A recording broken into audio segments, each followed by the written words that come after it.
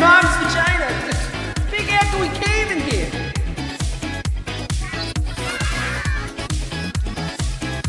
Good morning, everybody. Welcome on in. It's good to see you all here this morning. Good morning, good morning. I hope you're all having a wonderful day. Oh man, I didn't take my pills yet. Hold on. Nothing better than an energy drink to take your medicine with, right?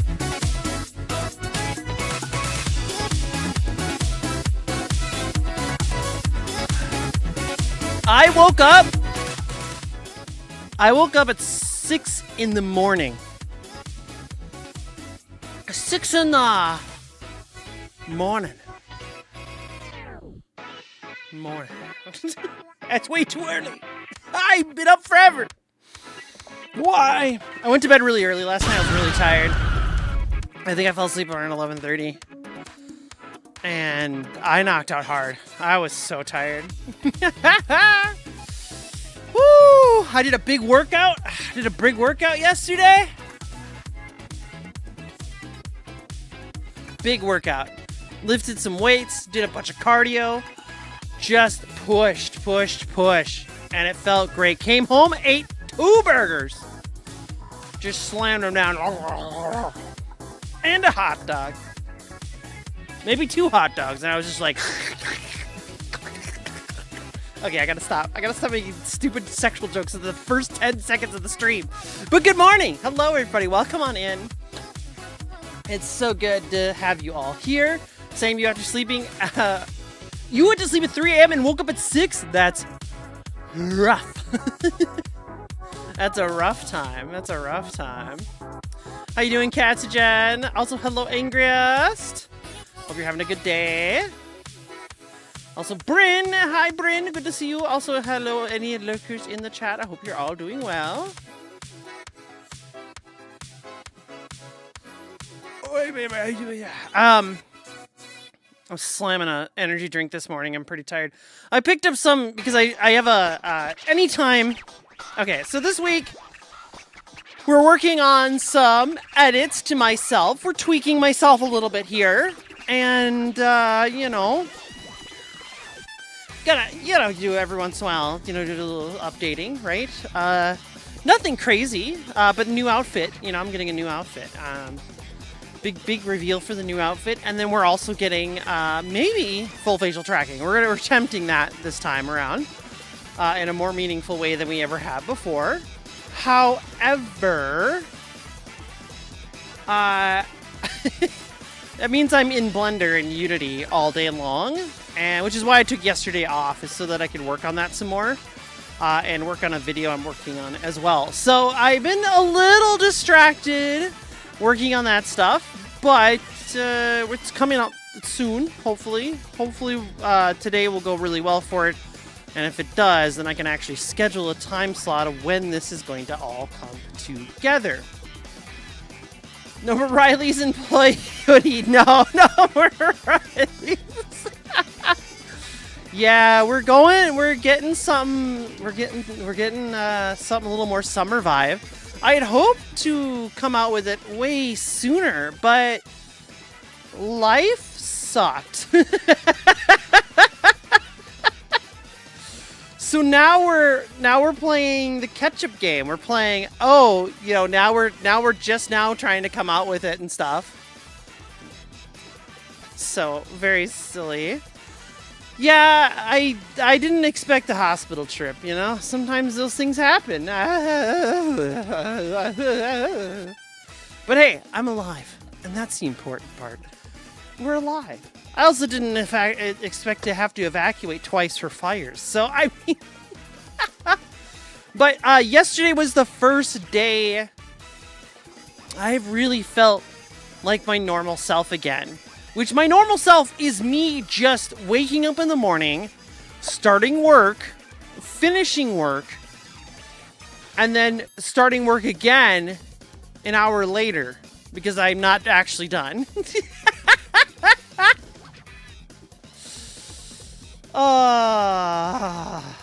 And stop setting them? Listen.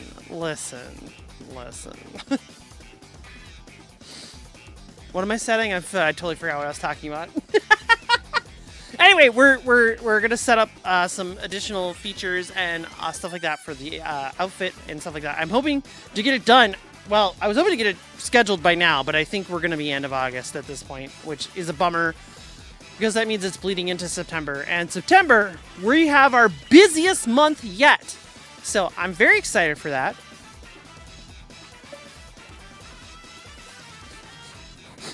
I smell something weird.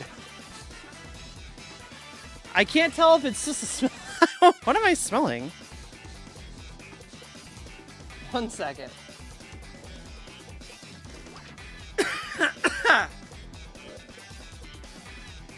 I'm having some light asthma today, so I don't know if my sinuses are just all goofed up from leaving the window open all last night or what the case is, but I just got a weird smell. This CatsAGen? Wait, you actually know the name of CatsAGen? Who are you?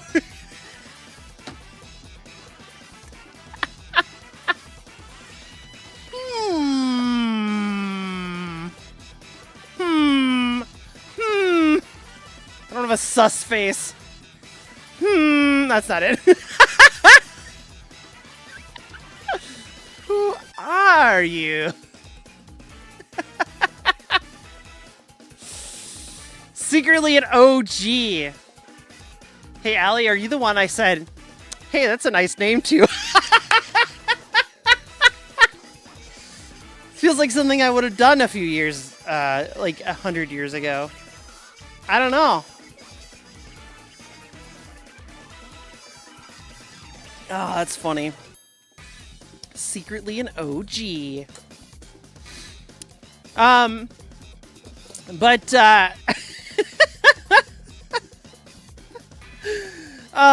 yeah, clearly, you know the name of CatsAGen. You know, it's funny, I was thinking about it the other day, and I was like, you know, sometimes I think about, just going back to that. Just going back to my old name. Or, not my old name, sorry, but my tire model, and just making that my primary model. Definitely wasn't guessing. Now I don't know. It's up for debate. Anyway, we have a lot of OG viewers. We do have a lot of OG viewers that sneak through every once in a while, and I'm like, what the fuck? I haven't seen you forever. Can you hear it in my voice? Listen to me. Breathe in. That's that's tight in my throat or my chest. Hopefully I didn't get my roommates cold. Stares at angriest. I've been trying not to, but it's tight in my chest. But I think it's just from leaving my window open last night and it being a little smoky out.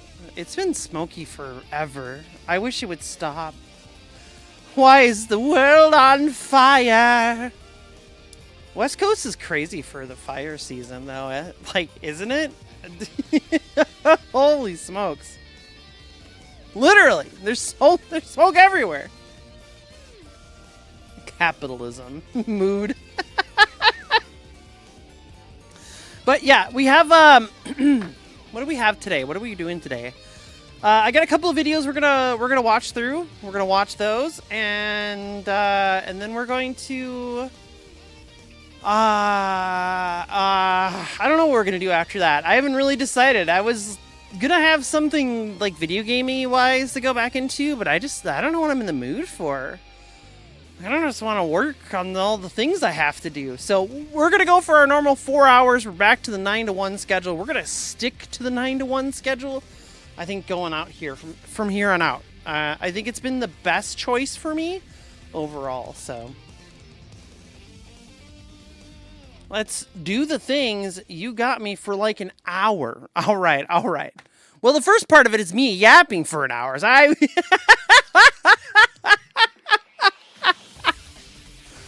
It's just me over here going like a little dog. Like a little yapper dog.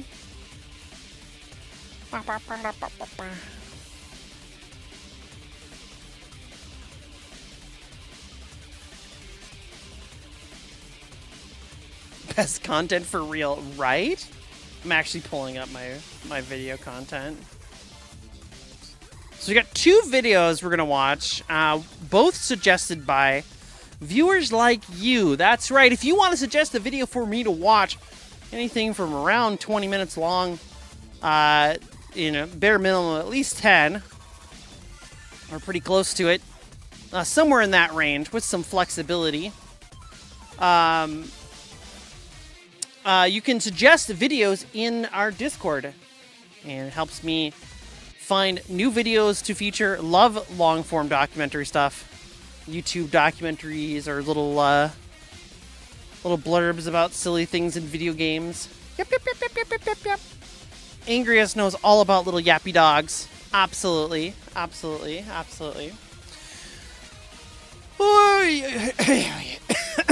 Man, I wish my lungs were not so tight. Discord, you say? That's right. Discord.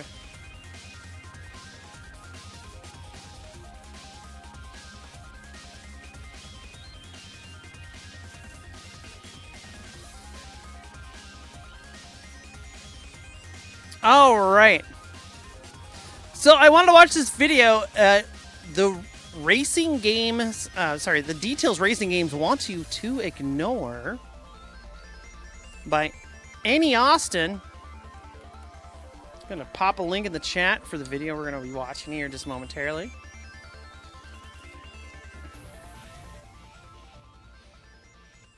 See if I left music playing. Oh, I didn't. Wow. I didn't leave music playing today. All right, so we're going to check out this video. I'm standing here in the parking lot of a strip mall in the hit 2008 open-world racing game Burnout Paradise. If the developers of this game, CatsAGen Games, had their way, I would ignore this. How crazy is that? That now, is the crazy. reason I would ignore it is because in a racing game, what you're primarily supposed to do is race. You're supposed to break the speed limit, drive the wrong way down the highway, crash into cars. You're supposed to never stop moving. And this is true of any racing game. Go play Mario Kart and stop moving and just watch all the toads in the audience. Oh, God. It's unnerving to see them as unwilling participants in emphasizing how great you are as the driver of the car. They don't really have a role other than that. You are the main character, which is not that different to how I view these people walking around outside my house actually right now. Just sort of, they're just here to hype me up. But the fact of the matter is, if you want to have a racing game in a world, in a place that feels like a world, it has to be filled with stuff. But it only has to be filled with stuff that's believable at 80 miles an hour. That stuff doesn't really have to carry all of its own weight. In the same way that if I take my glasses off, it doesn't matter as much how dirty my house is because I can't see it. Yo, I feel called out. I feel called out! I feel called out! You can't do that. I don't know if he's going to go into it later, but I remember, one of the reasons I really like the Forza series is they have a ton of little intricate details. Like, you can look inside the shops of all the little places, and there's tons of little details all over the maps. Especially in 5, but even in 6 now, of course, with that one coming out, or that one out now, I guess. But it's super cool just to pause and sit around in the world. But I used to remember way back in the day when I would crash in a video game and I'd be facing the audience and it's just the 2D audience going, yeah, just over and over again, even though I'm not doing anything. And it's it's all they're there for. No 6-7. Stop. Bad CatsAGen. Supposed to ignore the dust. Just like I'm supposed to ignore this really cool back alley. I mean, for God's sake, look at this thing. It's a stunning, quiet little sliver of a world without human life, but with human infrastructure, there's power lines here. Why? Now, as I said, Burnout Paradise is a 2008 racing video game developed by CatsAGen Games and published by Burnout was so Arts. fun. Everybody loves them. The footage you're looking at is from the remastered version of that game, which came out on digital platforms or whatever. You can buy it for $40 or $20. Or I don't know, who cares. And the game is set in a fictional city called Paradise City. It's an open world game where you can drive around and compete in a variety of different competitive game modes within that same open world. It's almost like if you built a racing game inside of Grand Theft Auto. Now, if you've never played this game, don't worry about it too much. You can kind of substitute anything that I'm saying for any open world racing game. For example, Forza Horizon 5. A lot of the same principles. There's Forza tons of stuff in that game that you're not meant to stop and look at. Yeah! Even more so than most games. Oh my In gosh. fact, despite its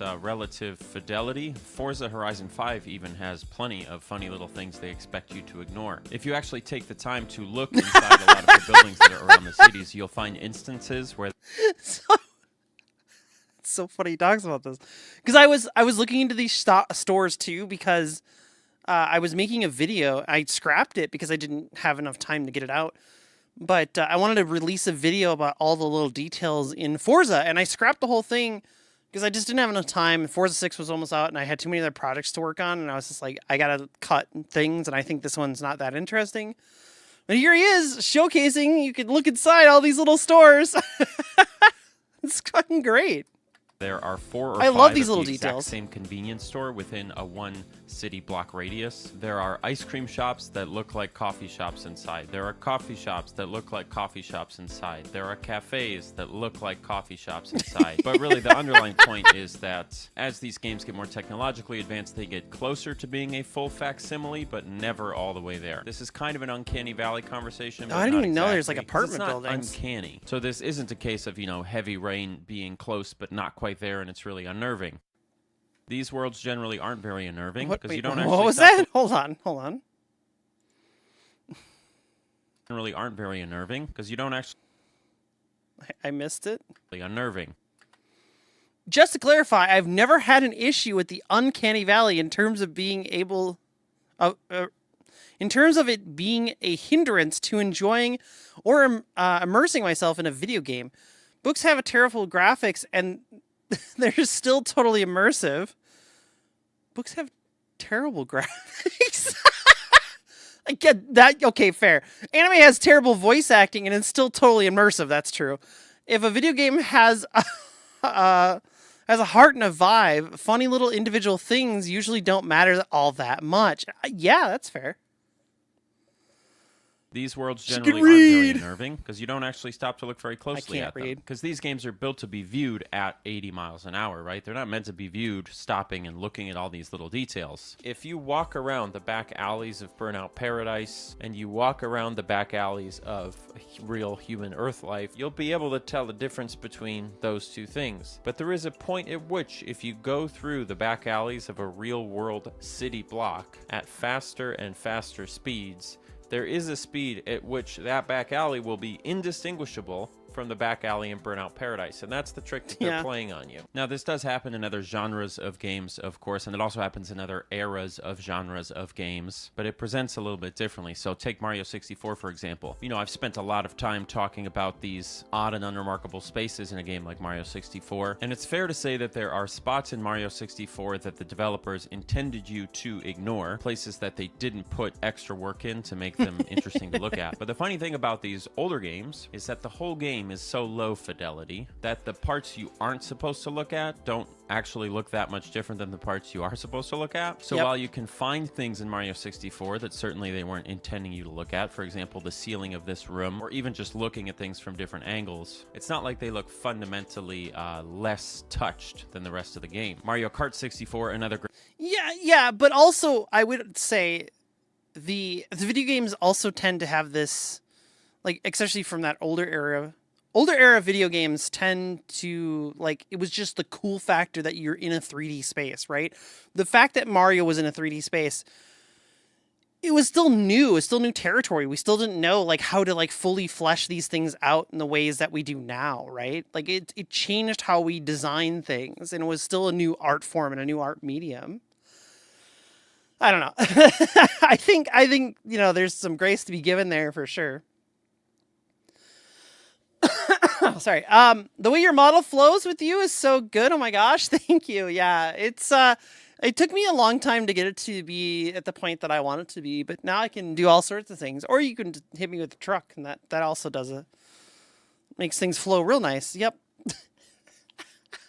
But no, I think with older video games, I think there's some grace to be given because it was like a newer art medium, and I think also, I mean, we just kind of like figured things out back in the day when we were looking at little pixel sprite game stuff. We just kind of like blurred that all together in our brains and said that was a human being and not 9 pixels merged into a flat plane. We had good imagination back then, is all I'm saying. Maid dress, okay. CatsAGen is my #1 maid dress supporter, okay? Great example of this. We've spent plenty of time talking about the inside of the tunnel on Calamari Desert, or just staring into the valley on Donkey Kong Valley, or what's that, whatever the level's called. I have a whole video about it. But those things are unusual just because we're not used to looking at them. Not because they actually look any different than the rest of the game. You see what I'm saying? You're picking up what I'm putting down. The thing I'm talking about with Burnout Paradise required that we get a little further technologically, so the restriction on the vision became time and energy rather than console horsepower. You know, games are hundreds of gigabytes in size now. They take 5 to 10 years to develop at times. So as long as you have the vision and the drive to work your employees into the ground, you can really make anything you want, which means the human brains of the developers are the things metering the decisions about what to pay attention to and what not to, rather than the technology. And that's where these little ignored spaces can slip through. Now, there's also the other end of the spectrum where game developers pushed the time and energy to such limits that there really wasn't much that wasn't meant to be looked at, but we'll get to that a little bit later. The point is, there are a lot of places like this that I absolutely love. And this is probably my favorite one, this strip mall parking lot. I regularly come back here to take in sort of the energy of it. I think there's a lot of space to discuss Burnout Paradise as being a wonderful microcosm of life in 2008 for a certain type of suburban teenager. And I think this strip mall parking lot does a good job of evoking that feeling. But there's lots of other places in this game that have that same one. For example, entire parking garages that nobody parks in, because there's only 2 types of cars in this game. There's cars that are moving and there are cars that are parked. There are no parked cars that move and no moved cars that park unless you do it yourself. Wouldn't it be interesting to watch somebody park a car in Burnout Paradise? Because you're not supposed to do that. Well, you're in luck because I did it. Take a look at this.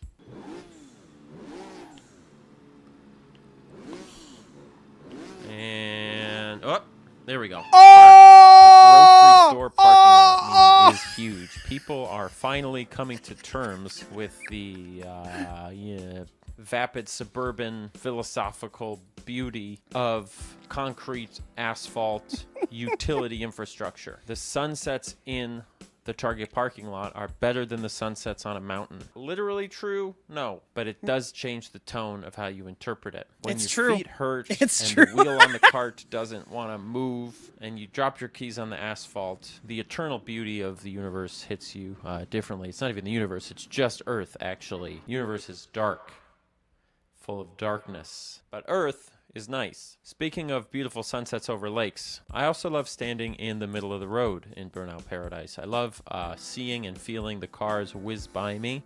Look out. I'm gonna get hit by a I love watching the... I didn't know people knew how to park. I have no evidence of it down here. No evidence of people knowing how to park. Yeah, sometimes here too. The more I go to the gym, I'm just like, man, look at everyone parking so crookedly. And then I look at myself and I'm like, yep, I'm fitting right in. I love his deadpan tone. Yeah, no, he's got great delivery. Game do its absolute best to indefatigably, that's the worst word I've ever said. That is the most pretentious word I've ever said. I love watching the game indefatigably repeat the performance of the... What is the word What is he saying there? Intifatigue? Intifatigue? I didn't spell that right.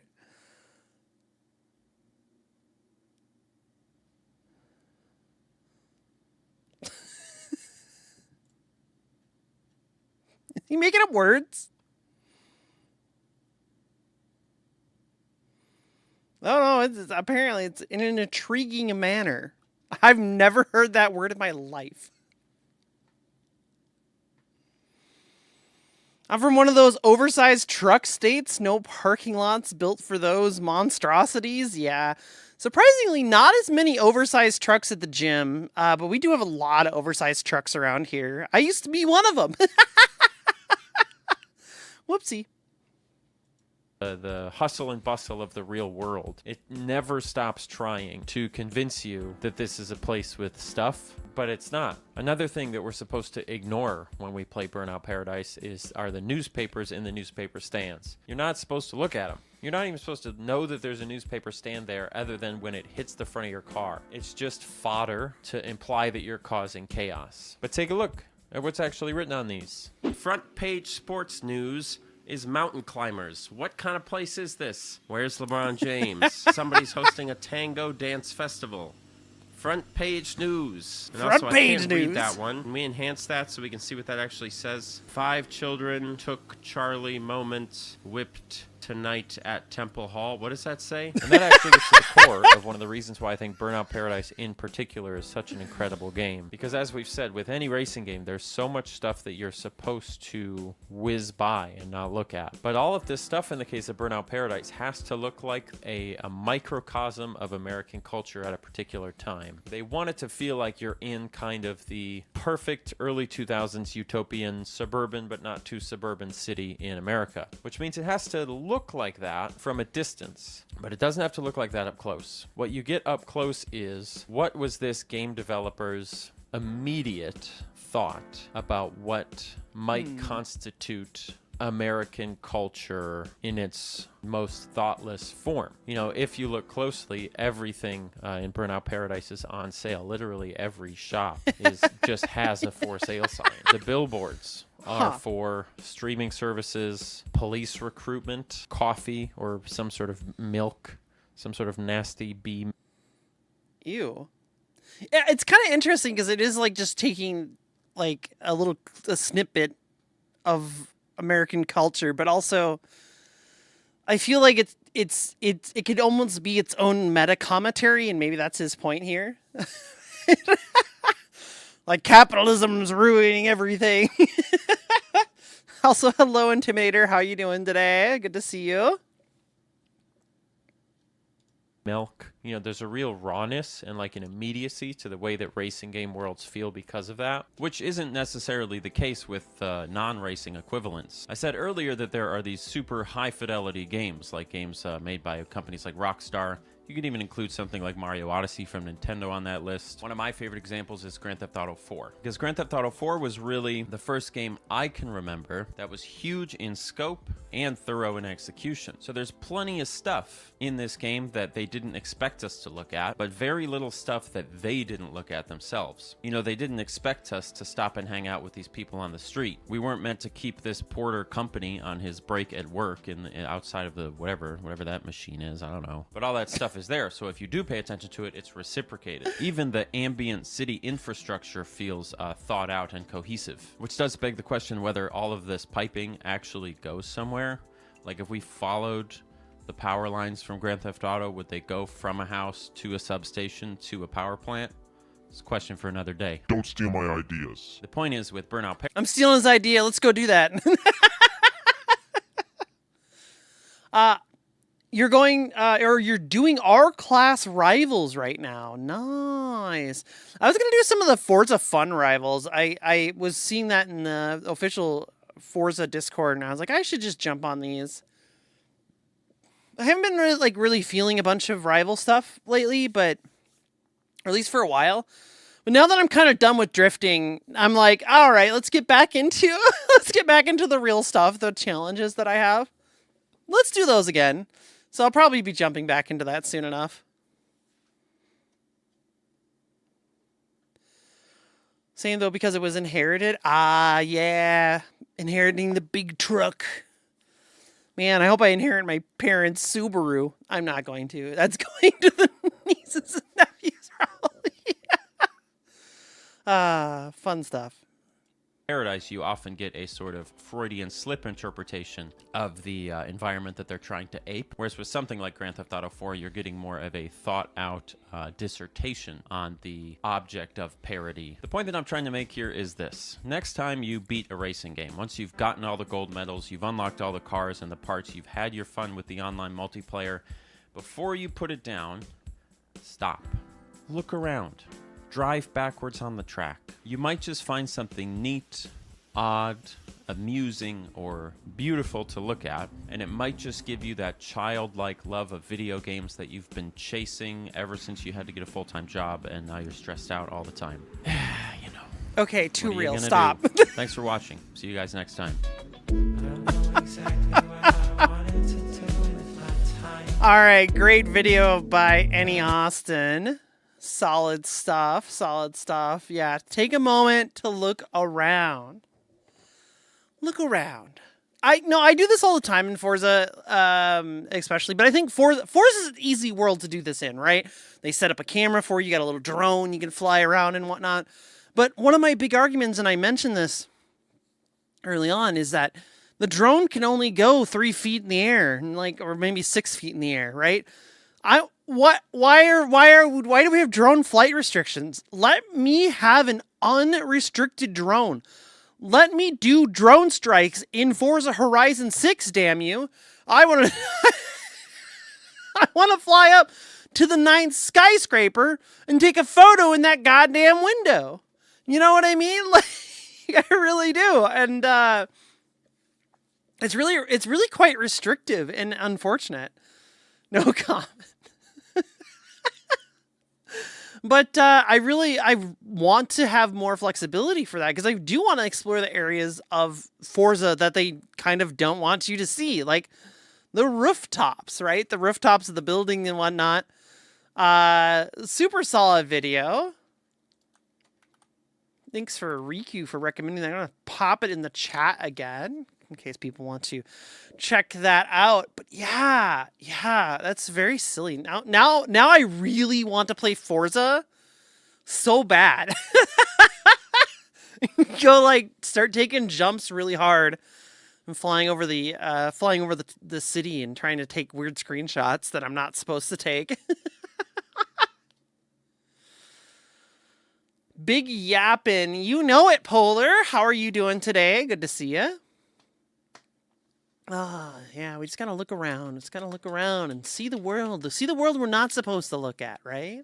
It's so different too, because when you're playing an FPS or whatever, right?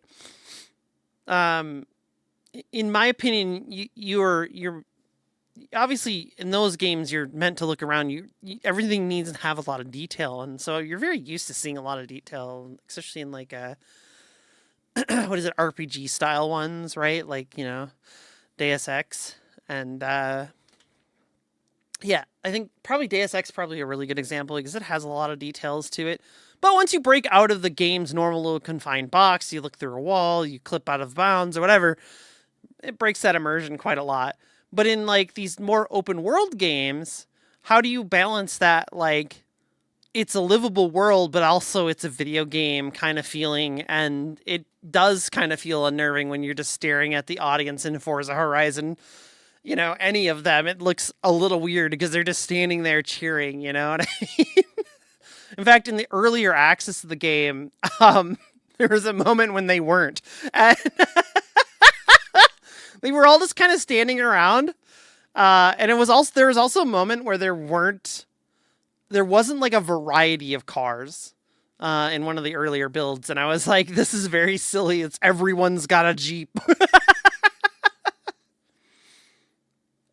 Yeah, seeing the stuff you're not meant to is kind of fun, right? And I think that's kind of why I've enjoyed getting a lot of early access stuff to games now that I've become a more regular content creator. And I think it's really fun to get access to this. I wish I was allowed to share more of that, right? I wish I was allowed to share footage of that pre-existing era. Sometimes, depending on the game developer, they will or won't let you, right? They have restrictions on a lot of that stuff, unfortunately. Sorry, I'm really struggling. Man, I better not be if I'm getting sick, god damn it, I would just get sick right now, wouldn't I? With my son of a bitch body. I'm gonna chalk it up to asthma, and I don't have an inhaler anymore, so I'm assuming I'll be fine, but yeah. That or it's from me smoking last night. I did do a little. I've been smoking a lot more.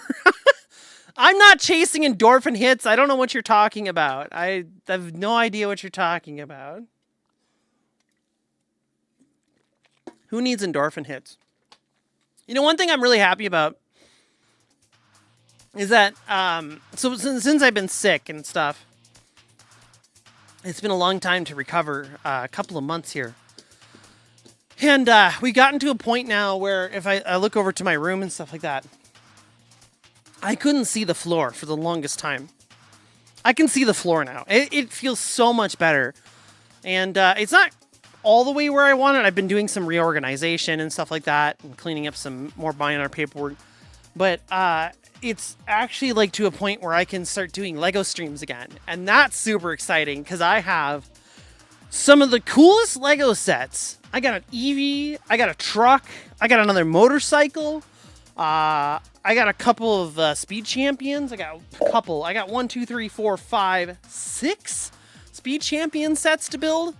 I got a Technic plane to build.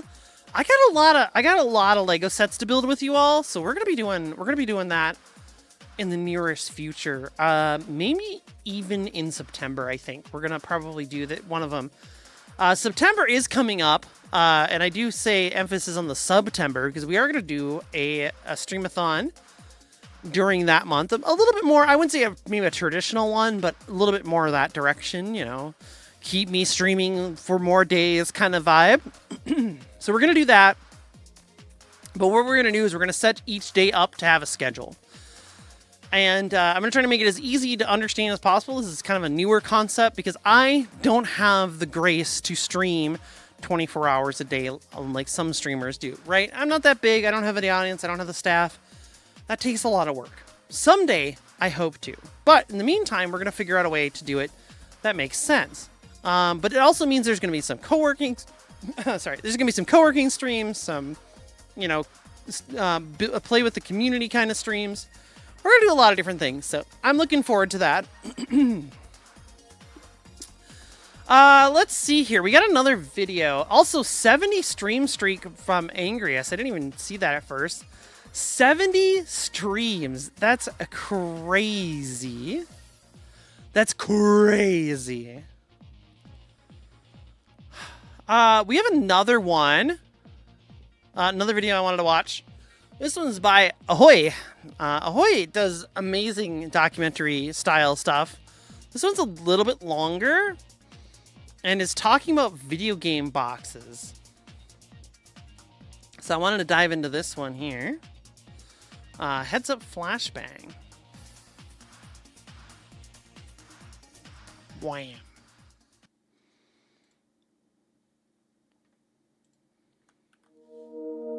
Computer games used to come in boxes. They still do, but they're not as magnificent as they once were. The best video games came They're smaller, in boxes. material efficient, and, in an age of digital distribution, often entirely absent. It's all very practical. Boxes are supposed to fit their contents. Anything more is wasteful. And yet, there is a nostalgia that surrounds old games, beyond the software itself.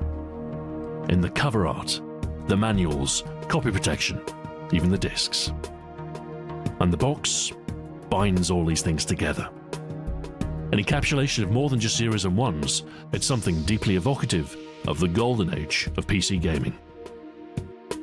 From Doom to Deus Ex, spanning from the early 90s to the start of the millennium. There's no doubt the PC was the place to be. So many innovations, so many classics, many of which exclusive. One of the most obvious things you'll notice about games of this era One of the best is the games. size of their boxes. They're much larger than anything you'd see today, apart from special editions. The most common All right, I'm going to get really nostalgic here, okay? You got to understand, I love old video games. I absolutely adore them, and I used to have so many game boxes. When I moved out of my parents' house, they threw a lot of them away. Understandably so, that to them they were just trash, and I had kind of left them there for like 6 months. Pardon me. Oh my gosh. Oh man, I'm really choking up today. But I used to have a bunch of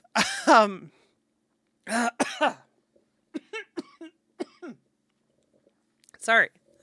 Feels like something's stuck in my throat. What the fuck? Let me die for a minute, chat.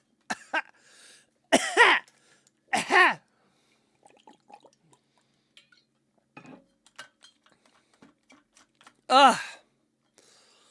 Oh, that was awful. But there's like, gosh,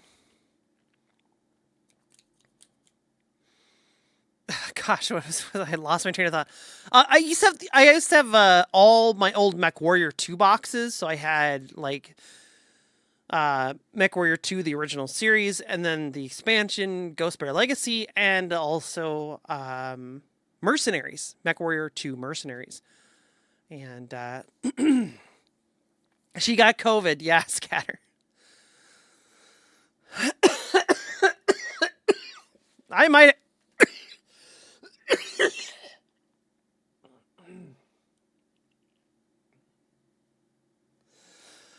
might have something. You might be right. Oh, fuck me. What the fuck is going on? But anyway, I had all those boxes, and I thought it was like really cool. Ow.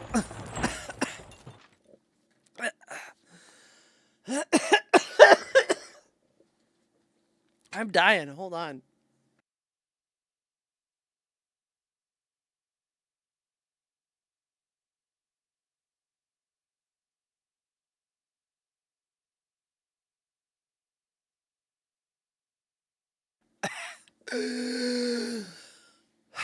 Yeah, I don't know what's going on.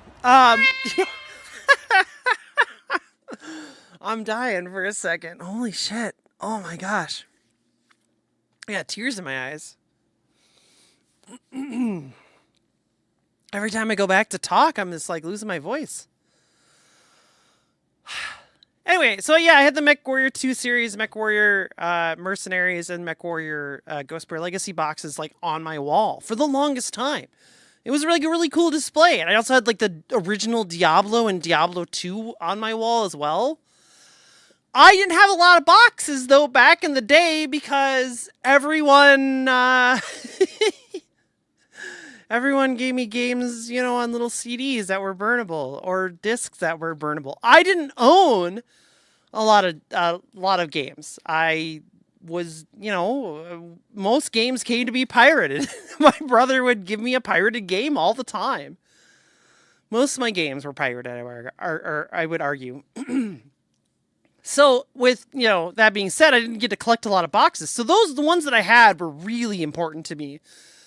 But I still have like my World of Warcraft box, including up to Wrath of the Lich King, I believe. Maybe even I have Mist and Pandaria too. Yeah, I have all the way up to Mist of Pandaria, and I still have those boxes at least. So, you know, as an old MMO lover, yeah. All right, I'm going to let this play while I choke to death again. size you'll find is 185mm across, 235mm tall, and 40mm deep, or thereabouts.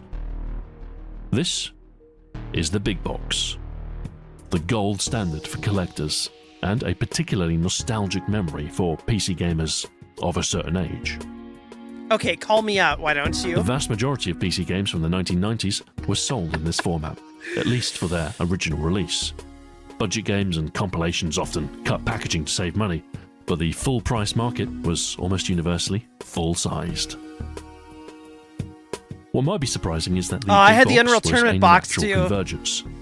unlike the console Yeah. market, computer game retail Fuck. wasn't I regulated. wish I still had Publishers these. were free to put their games in whatever size boxes they desired.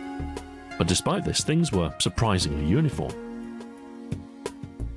Take I my think I Amiga still had my collection, for instance. StarCraft box as It's well. fairly modest, comprising Although I think that was a battle chest, and those are a little different. Like they came with like I think 2 games or 3 games or whatever, right? With like the expansion for because I think they had an expansion, right? Or maybe it just came with a copy of Diablo. I don't know. There was all sorts of weird like battle chest things like that too back in the day. It was just so fun going into a store and like seeing this like cool box and like ripping open the cover because there was like a little Velcro tab and you could flip open the cover and see all the like details of the game, and it was so cool. We don't have that anymore, and it makes me a little sad. a couple of hundred box titles, and it spans from the Amiga's launch in 1985 to its commercial death around 1996. Most of them are in big boxes, and most of them come from the time when the Amiga was at peak popularity, circa 1991 to 1993, and declining sharply after Commodore's bankruptcy in 1994. However, it's the earliest games that are most interesting, not only because they're rare and expensive, as I've discovered, but also because none of them are in big boxes. In fact, the earlier you go, the weirder the packaging, and it seems there were a few attempts to standardize computer game packaging before everything converged on the big box. Big box. If we collate my collection by size, we can see exactly when the big box emerged. The format constitutes most releases in 1991, and by 1992 is entirely dominant. This would coincide with the golden era of PC gaming, and thus matches our expectations so far. But it doesn't reveal much about where or why the big box became the standard. To understand that, we should examine the big box's emergence. The earliest example of a true standard big box I have is the Amiga release of Maniac Mansion. It's one of the few Lucasfilm games that had a distinctive marble-bordered box. Man, shared Lucasfilm with Games Loon, was such a cool. Their Finest Hour, and The Secret of cool, Monkey Island, company. along with a few others. So many cool games. I should note that Maniac Mansion originally released in 1987 for the Commodore 64 and Apple II, but neither were in a conventional big box. The Amiga version released alongside the Atari ST version in July 1989 with revised packaging. None of the games Lucasfilm released in 1987 or 88 came in a big box. Battlehawks 1942, for instance, has the distinctive marble packaging, but in a smaller format. Pipe Mania, known in the US as Pipe Dream, is interesting. The EU release came in a small box and was published by Empire, but the American release was published by Lucasfilm themselves in a big box. Looks totally different. This was released in June 1989, just 1 month before the 16-bit Maniac Mansion release, and I think this marks when Lucasfilm first adopted the big box. Another early adopter was Microprose from around 1990. M1 Tank Platoon and F-19 Stealth Fighter both boast bigger boxes. Microprose is still around too, F-19 right? was a remake of an 8-bit game called Project Stealth Fighter, released in 1987. And like most of Microprose's 8-bit games, it came in a smaller box. It wasn't until the transition to purely 16-bit games that we see larger boxes.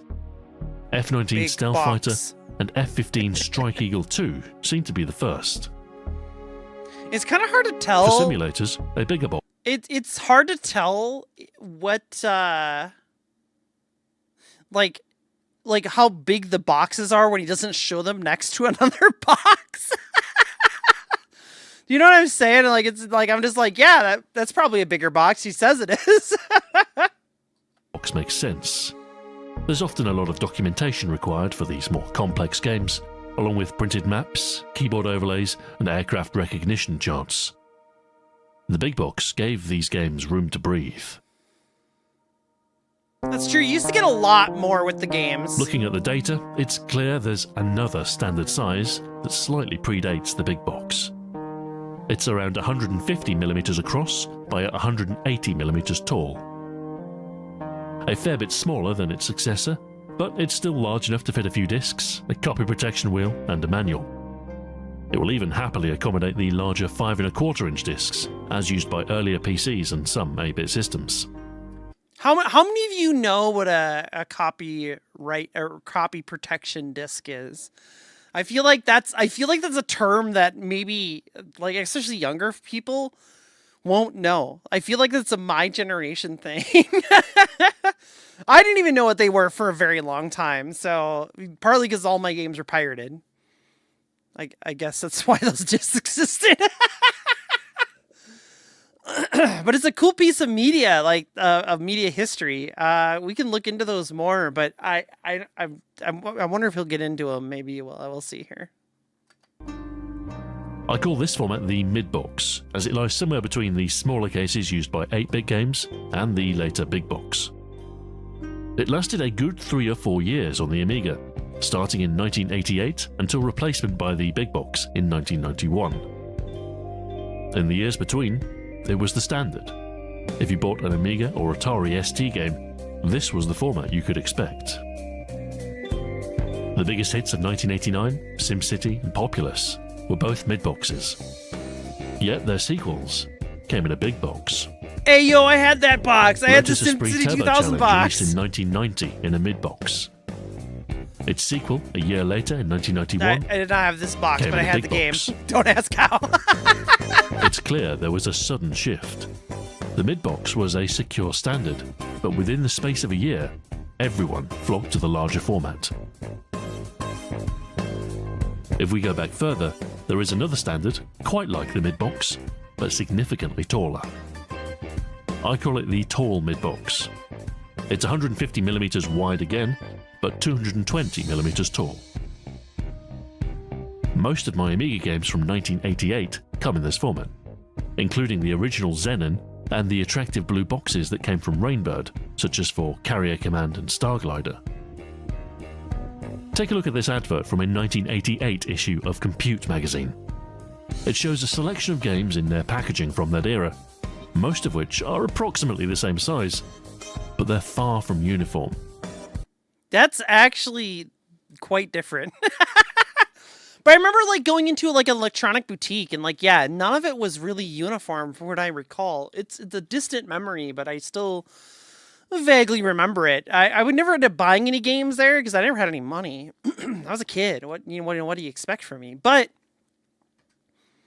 I do think it's funny because like by the time I started collecting games, everything was like formatted into the big box, if you will, as we're calling it here affectionately. The standardized big box was just the thing that happened, right? Like, because like Diablo 1, Diablo 2,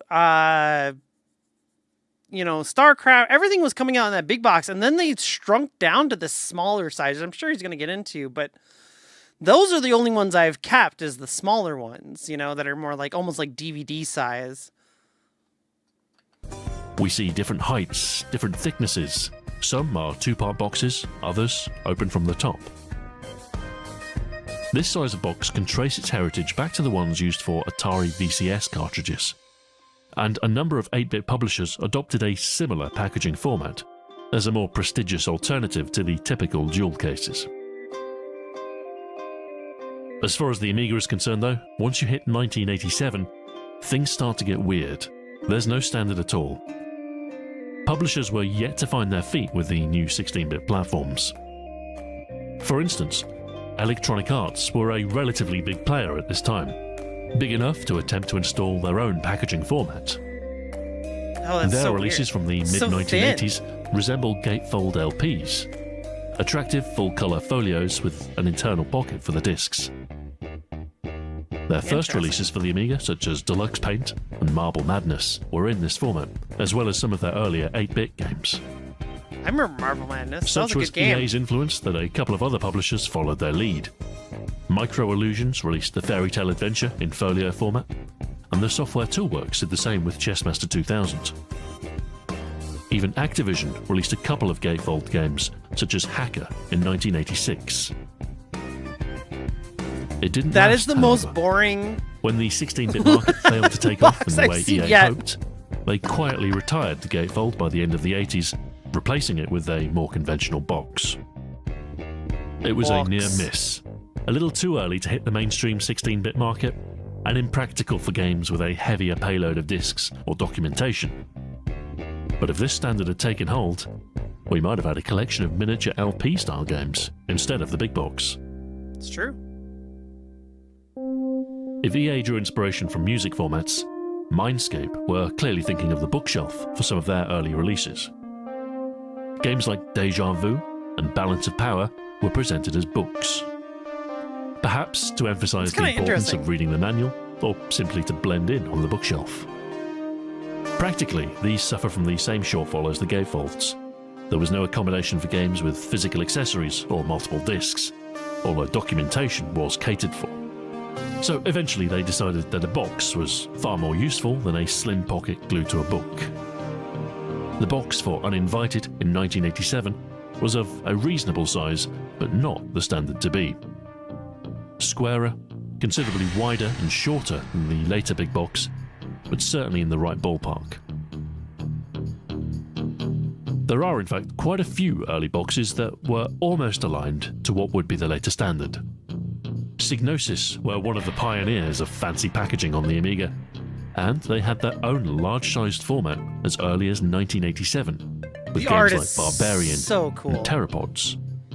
So cool. These boxes resemble standard ones at first glance, but they're a little bit shorter, a little bit wider, and thinner than a standard big box. Still, it's close, and Psygnosis' early releases will happily rub shoulders with later boxes without too much upset. They stuck with their slim big box for quite some time, with 1991's Lemmings released in the format. There were some experiments. 1989's Shadow of the Beast and its 1990 sequel came in a frankly outrageous double-wide mid-box. It's a long Clearly, way. occupying double the shelf space must mean it's double the game. Clearly. Still, the free t-shirt was a nice bonus. There was a t-shirt? By the time of Lemmings 2, the retail standards had become... You can't get game... You can't get game merch like that for free in a game in this modern day and age. Like, hello? I'm kind of jealous. What? That'd be so... Imagine just going out and, like, buying a modern game today. Like, buying Battlefield 6, and you just get a free t-shirt. You would never, ever... Man, we really did miss out on the golden age of video games. strong enough to force them to use conventional-sized boxes. Some publishers were stubborn. SSI opted for a slightly smaller box size, about 145 by 220 millimeters, in about 1984, a format that led to the so-called gold box games, starting in 1988 with Pool of Radiance. They stuck with this format until as late as 1994, eventually switching to a conventional big box, which is why some of their later games, such as Eye of the Beholder, are dwarfed by their contemporaries. Sierra also stuck fast to their own format, but they were amongst the first publishers to find a mass market for PC games, with their adventure games selling well even in the earliest days of the IBM PC. This afforded them an opportunity to design their own Some packaging, bangers back in the day. and they opted for a size which is remarkably close to the later standard, just 5mm narrower and 10mm shorter. They chose a larger box than was typical for the era to better serve the type of game they were making. Adventure games often came on multiple discs, more than might fit a small box, and they wanted to be able to include physical things, maps, etc., as a way to add value to the package and a tangible dimension to their game's world. It was so cool. I think it was Red Baron or something like that. And I had that one, and it had like a whole map of the game and all the locations you were going to, and it was all like, I think World War I, right? If I remember correctly. And like, it was so cool. It was such a cool, like, little tangible piece that you could get. I miss that. I miss that in games. Give me that back, damn you. You could at least give it to me digitally. Hi, Tinta. How are you? Good to see you.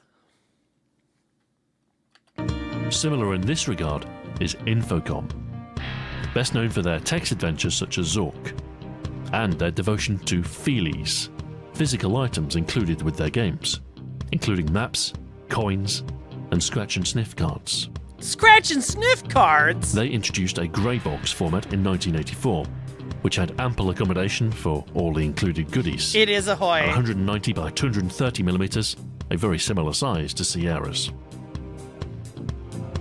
Richard Garriott of Ultima fame worked with Sierra until 1983, at which point he set up his own company, Origin Systems. He was initially drawn to Sierra due to their willingness to present his games in the manner he desired. Is that And of course, the big box... Is that a cloth map? Did it come with a cloth map? We've failed.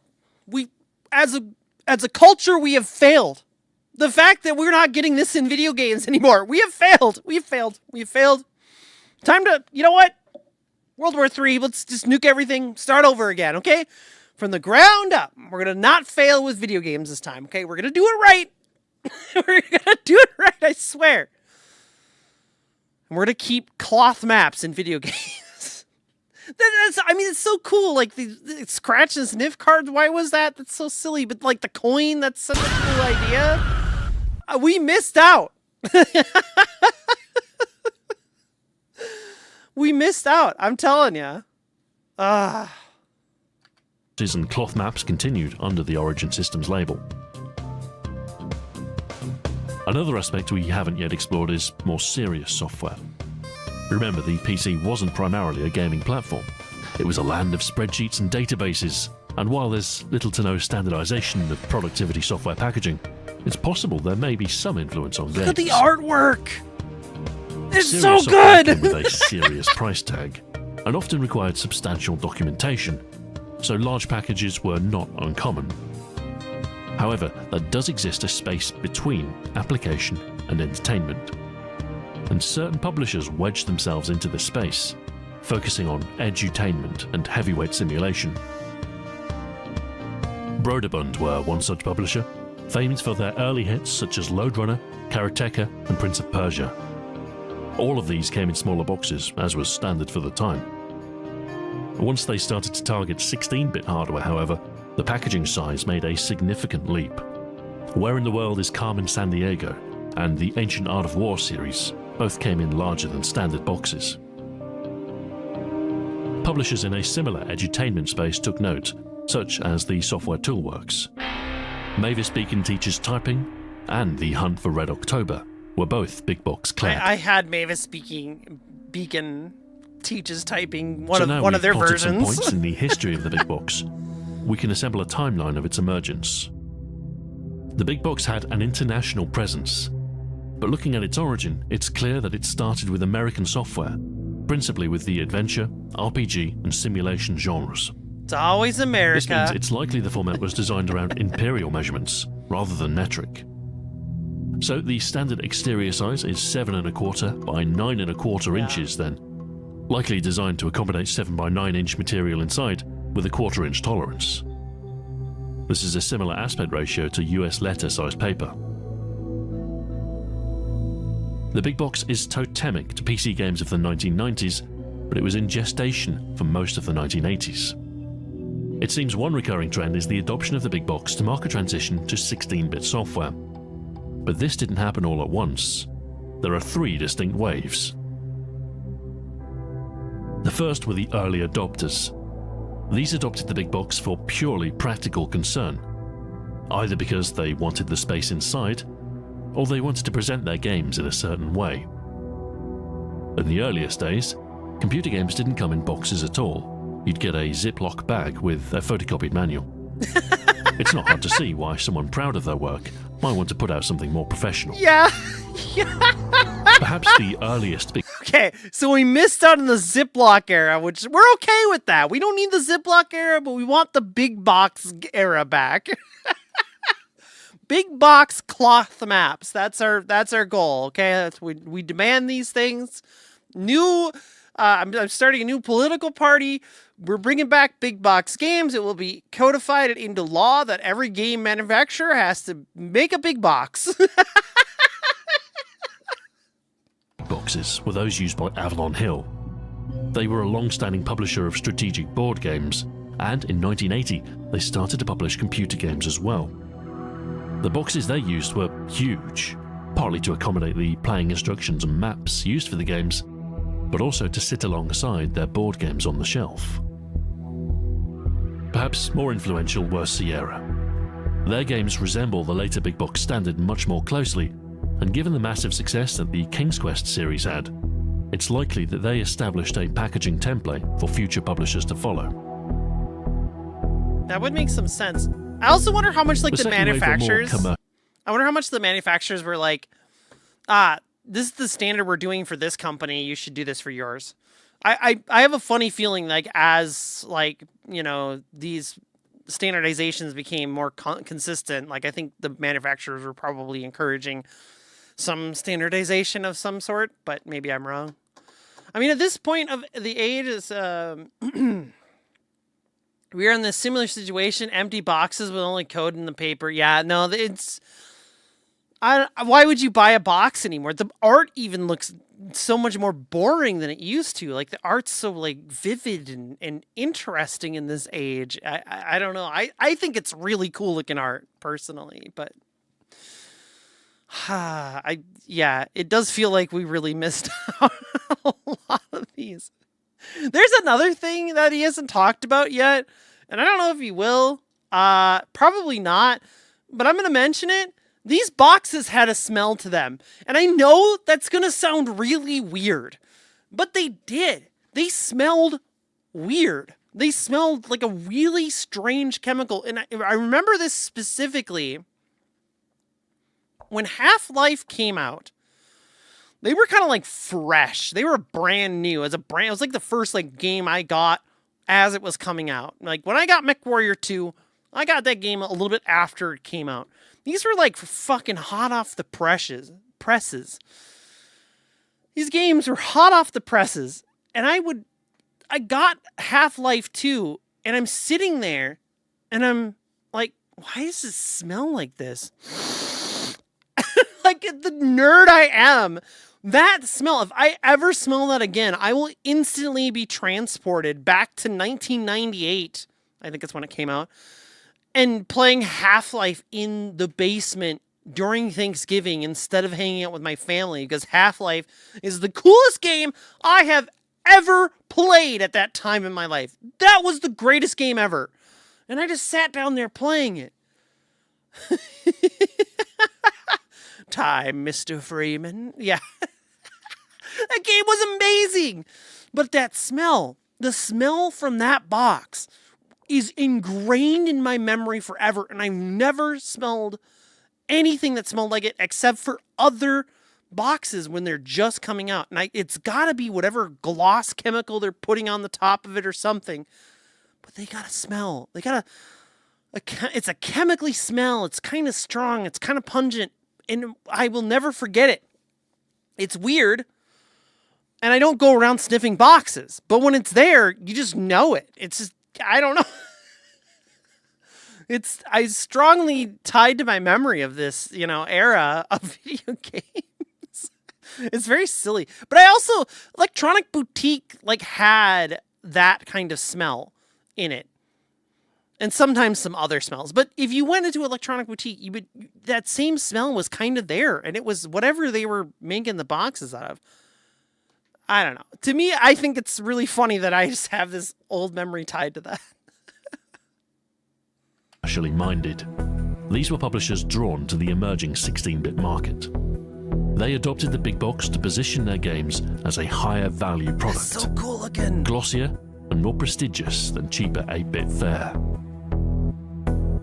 It's important to remember that even towards the end of the 1980s, the market for 16-bit games was quite limited. Where cheap and cheerful 8-bit games could sell hundreds of thousands of copies, even the biggest selling 16-bit games would be lucky to break 5 figures. Not only that, but 16-bit games were more expensive to make.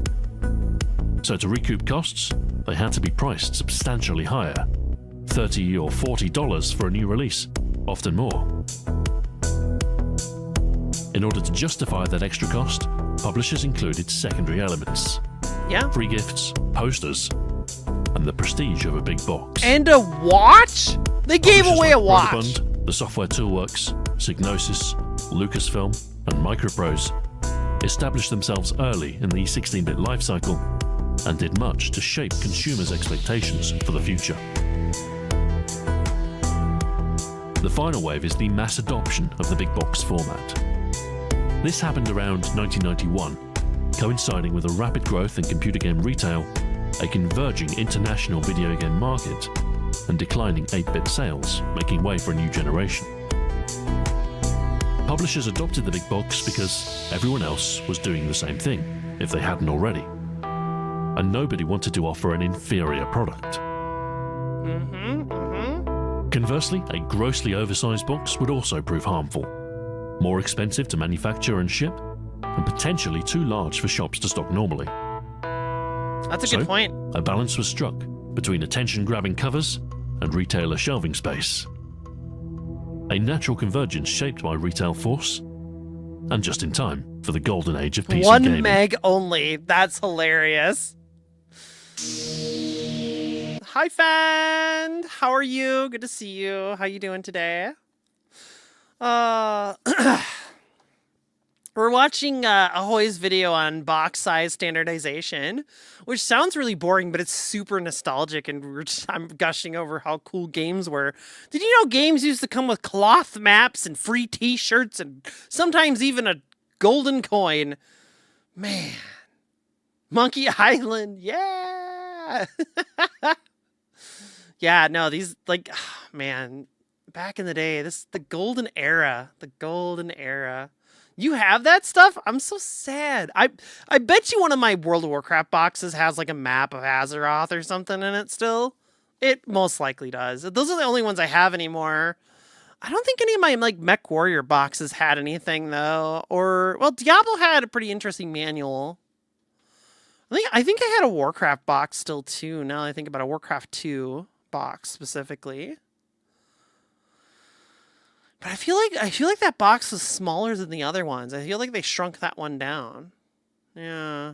Man, I wish I hung on to them. I'm so bummed. Why was I so stupid? Can I go back in time? The 90s were good times. But by the start of the new millennium, things weren't looking so good for PC game retail. They had already been pushed to the back of the store, and the bean counters were starting to realize that the big boxes were delivering a poor yield per square foot of shelving. Questions were being asked. How can we improve PC retail profitability? Meanwhile, the PlayStation 2 ran riot, with its games selling millions, kept in bijou DVD cases that were easier to ship and could populate shelves more densely. Such a good game. And so, the big box was sacrificed in the name of profitability, replaced by a DVD-sized cardboard box around 2001, R.I.P. before switching to standard plastic keep cases later. Meanwhile, Steam launched in 2003, slowly ramping in popularity until digital distribution became... Yeah, fuck the bean counters. The bean counters ruined it. It's always the bean counter. Oni, it's been a while? Yeah, no kidding, right? I remember playing that way back in the day. I had it on the PC, actually, interestingly enough. But yeah, Steam ruined everything. Steam's the next company to ruin everything. Thanks, Steam. a standard way to acquire PC games. It makes sense. It's the most efficient way. If my entire Steam library were in boxes, I'd be in trouble. Yeah, same. But I like the big box. Mm-hmm. Oh, Wing and here's Commander. Why. Think of the various packaging types we've seen. Polar, thank you for the 100 biddies. I appreciate it. I appreciate it. How you doing today, buddy? Yeah, yeah, if my entire game collection, I would not have room for it. There would be no space. My room would be boxes, honestly. Ask Marty if you want to go back in time. You're so right. Get me a DeLorean. I'm going to back up here a little bit. And here's why. Think of the various packaging types we've seen. Jewel cases belong to audio cassettes and compact discs. Clamshells belong to VHS. And keep cases belong to DVDs. Even the ill-fated gatefold format, as championed by EA, was essentially just like an LP. But big boxes belong to computer games. Yeah, they were their own thing. Can claim ownership. So there's a real sense that these boxes are of that formative time, redolent of an exciting frontier, of CD-ROM, Windows 95, the early World Wide Web, Missed. and the first 3D accelerator cards. Oh, yes! Obviously, their useful time has passed. Boxes hold their contents, and anything more is wasted space. But maybe there's value in the box itself. Perhaps not the cardboard, but at least the box signified ownership. Actual ownership, rather than a rental agreement that none of us read. True. But then, things used to be simpler. They sure Computer games were. used to come in boxes. Damn. Thank you very much for watching, and until next time, farewell. Things were simpler. Video games used to come in boxes.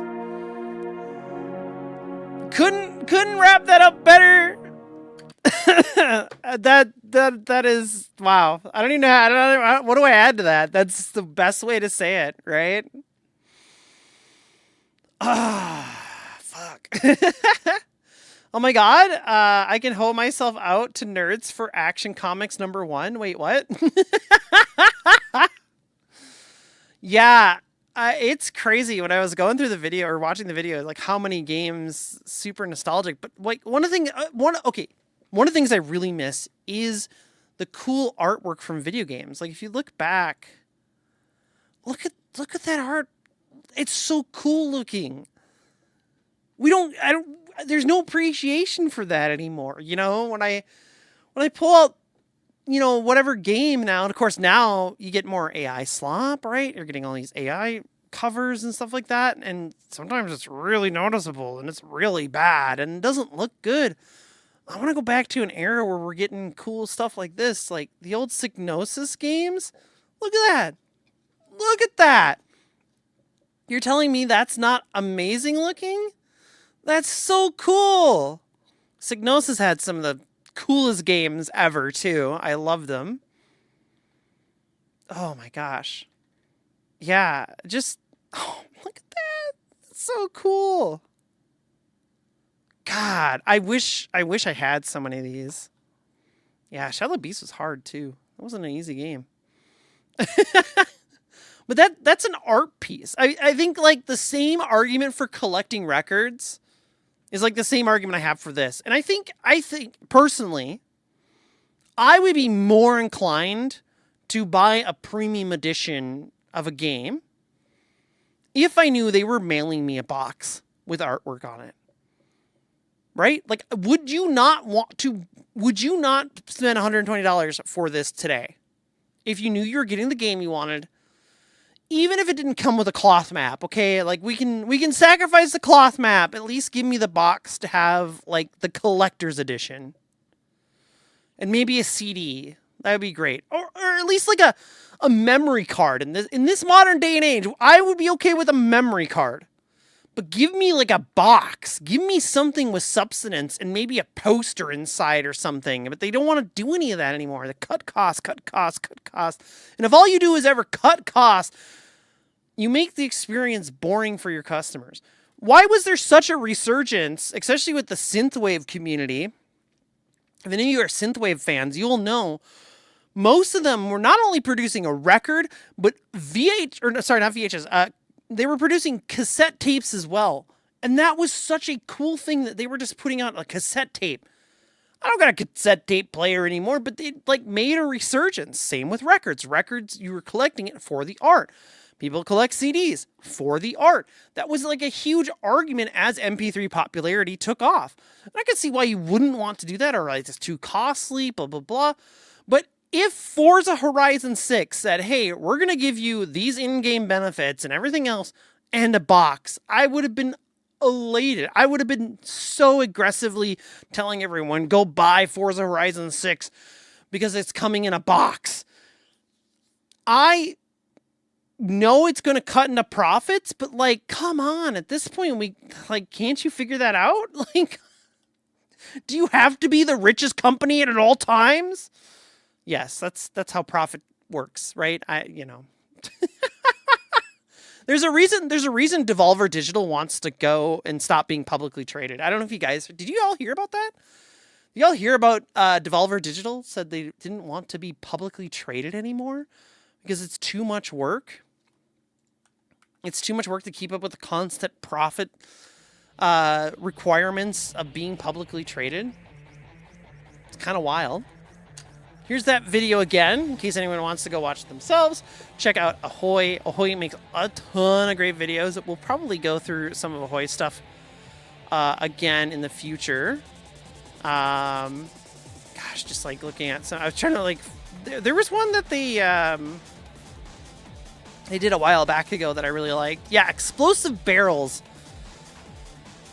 Interestingly, came out right before Big Boxes, so maybe we should go back and watch that one sometime. I think it'd be a fun one to watch. Yeah, they have a lot of great stuff. I started watching them. God, has it already been almost 10 years ago? It was for Carmageddon. I watched them for Carmageddon. What a great game, too. Go with the gun ones, ooh woo. Yeah, some of the gun ones are pretty cool too, but I'm not a biggest fan of guns as I am a big fan of video games. So you're gonna have to really convince me to do those. Maybe we'll do some of them. Yeah, I'm pretty sure maybe I saw the Half-Life one. I know it was a gun one too that sucked me in, but it's like one of his earlier ones. I think it might, well, maybe not that early. I guess, man, he's been doing this for over 11 years now? 13 plus 14, sorry, 6, 17, 6, 7. No, he's been doing this like for 16 years. And it started off with only gun content. Oh, look at this, look at this, look at this shit. Look at this shit. Look at this shit. That's crazy. Only gun content. And then he switches it up.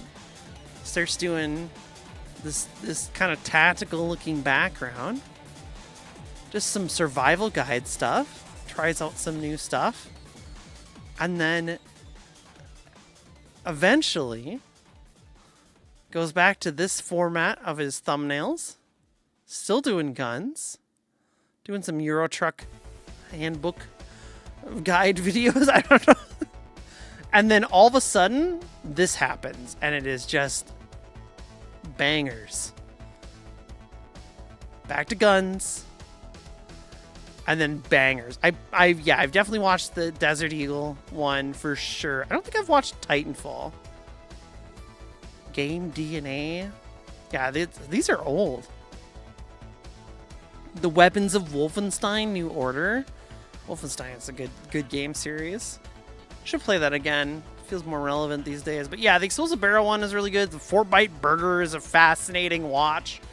Solid artist. A solid person. Thanks for recommending this one. I can't remember who did it. It was in our media stream channel here.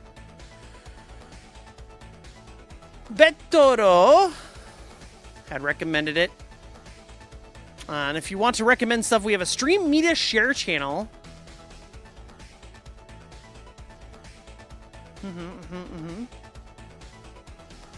Stream media share dump, it's called specifically. You can share media there. It has a loose guideline, and I say it's loose because I'm trying not to watch a 2-hour-long video. There are many videos I would like to watch that are that long, but I don't have that kind of energy. Then with Modern Warfare 2, and then he went to other shooters. You've been watching for longer than I have then. Yeah, because I'm pretty sure the Carmageddon video is the first one I watched. I'm pretty positive. Which is crazy, that's 10 years ago. Unless it was unless it was like the maybe the M16, because those look like. It's hard to say. It definitely wasn't in this era. It was when he went to this styling, this silhouette styling. Such a cool, like, stand out way of doing your thumbnails. Like, these thumbnails pop. They are an art piece. Like, genuinely really stand out. Super cool. Look at that. It's so good. They simplify it down. They make it stand out really bold. Anyone who's a Quake player instantly knows that's a Quake thing. If you're not a Quake player, you don't know. But, you know. The first video game, you know? Like, oh, man. Yeah, no, I like their styling. It's kind of interesting, for sure. Okay, but those are the two videos I wanted to watch today. Very cool stuff. I actually really like the kind of just going back through nostalgia. I think it's kind of interesting also the amount of data he had for like the size differences and stuff like that, and seeing some of the size stuff. He didn't even talk about like the battle chests, which were double size. All the battle chests were just massive. Then I have my World of Warcraft battle chest one still, and that was a really cool one as well. But let's take a quick break. I want to use the bathroom and stretch my legs for a minute, and when we come back, maybe I'll jump into Forza and we'll do some world exploration. I got an itch for it after watching the other video. The details of racing games that they want you to ignore. It was really solid, and it's got me itching for Forza. So let's take that break. Let's run to the bathroom, stretch our legs, do some jumping jacks, whatever we need to do to get ourselves woken up a little bit here this morning, and we'll be right back in about 5 minutes.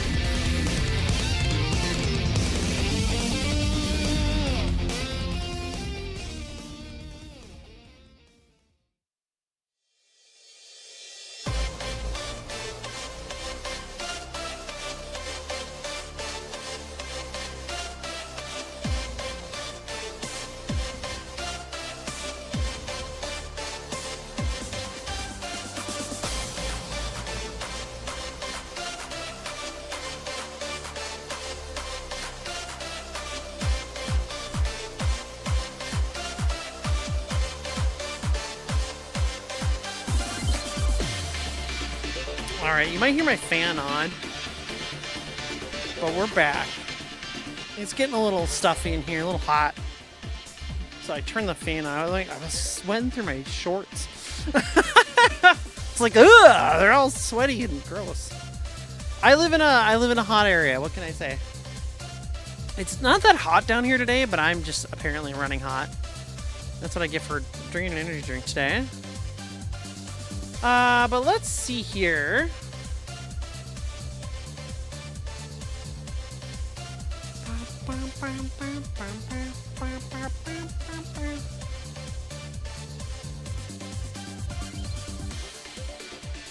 Yeah, I think I want to get into Forza today.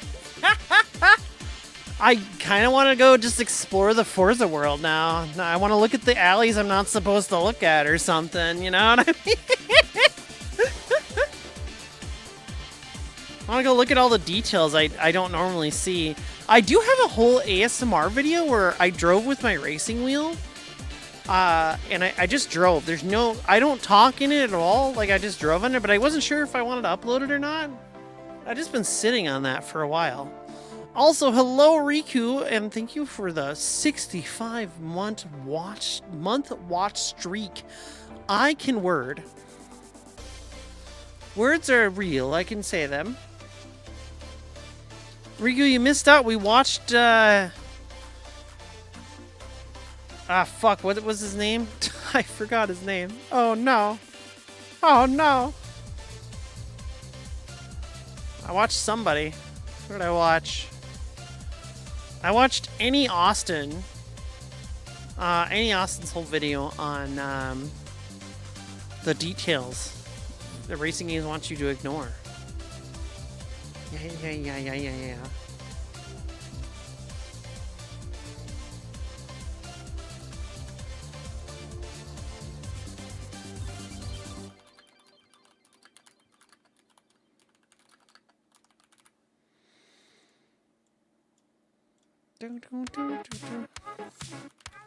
You know what I'm excited for on Forza Horizon 6? You know what's coming up tomorrow? You know what's happening tomorrow? New playlist, brand new playlist for the festival for the whole month. Really cool old Japanese cars coming through on that one. I'm super excited about that. I don't know if any of you seen that. Mascot Party's the new thing. New stuff all the way around. Super, super excited about that.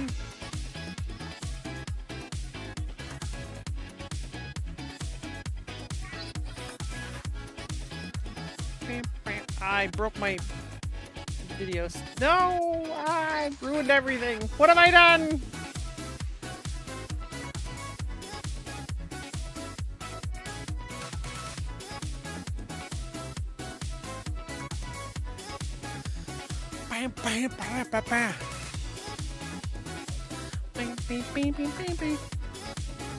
Okay.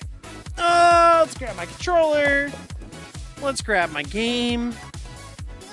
Let's grab another Dr. Pepper.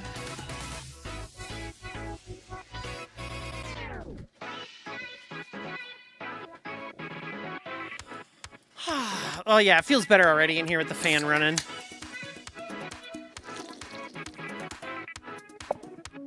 All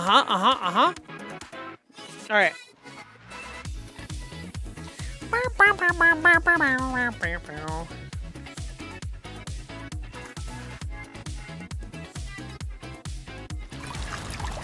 Hydrate. Thanks to the Hydrate Angriest. I'm hoping I didn't catch your cold.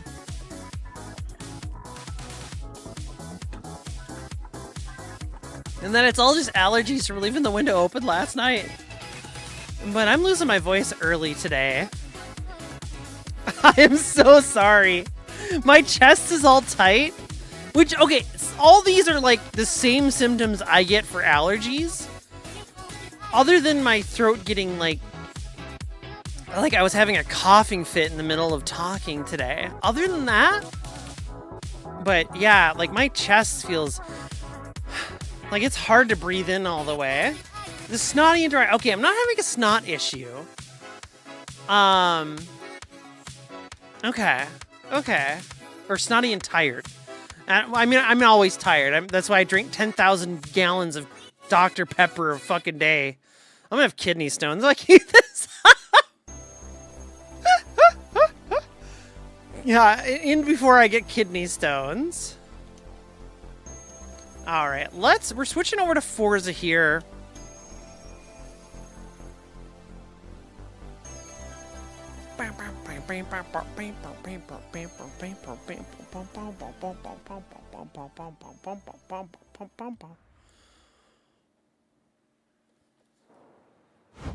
Whoa!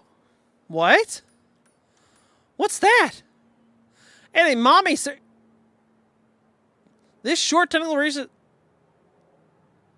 Huh? Wait, is that out for everybody? Huh? Is that out right now for everybody? Well, I guess if I'm doing this right, hold on. If I'm doing this right, if I'm gonna go find the small details in the game, I can't just fast travel there. And I can't drive a super fast car. I gotta change my car to something really slow. So let's pick a nice little D-class car, and then we can explore the world the way it was meant to be seen. Or wasn't meant to be seen.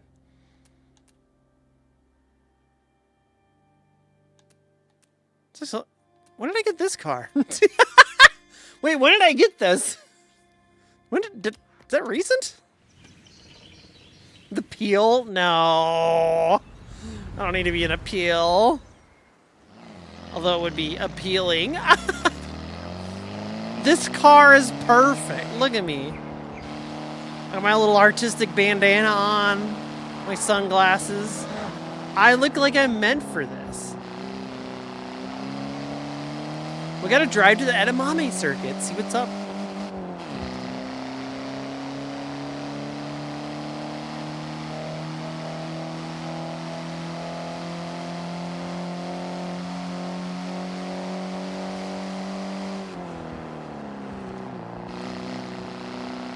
The thing is about this one, okay, so one of my things about the Forza series that I think will be a factor in like finding hidden details or whatnot, right, is that this game is pretty well fleshed out because they know, they kind of expect you to explore it. It's not like a 90s racing game where your only objective was to go down the track and you didn't have an open world. So it is going to be a little different in that aspect, but there are still little things that you weren't meant to pay much attention to. In 400 yards, turn left. You know, how much attention were we supposed to pay to the dashboard? Probably a lot, I don't know. Turn left.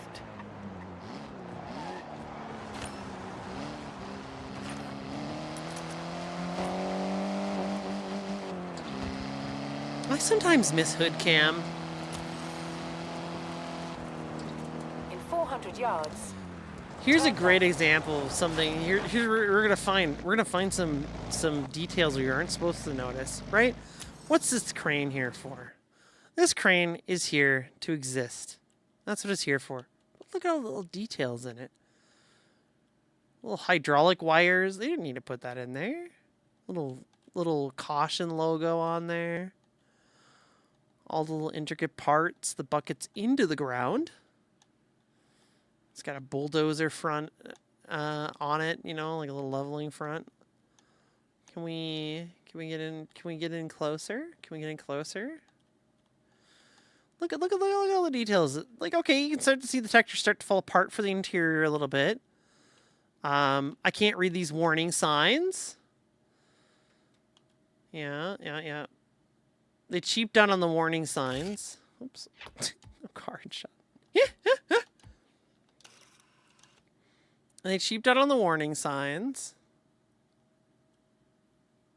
Otherwise, there's a lot of detail into this. Like,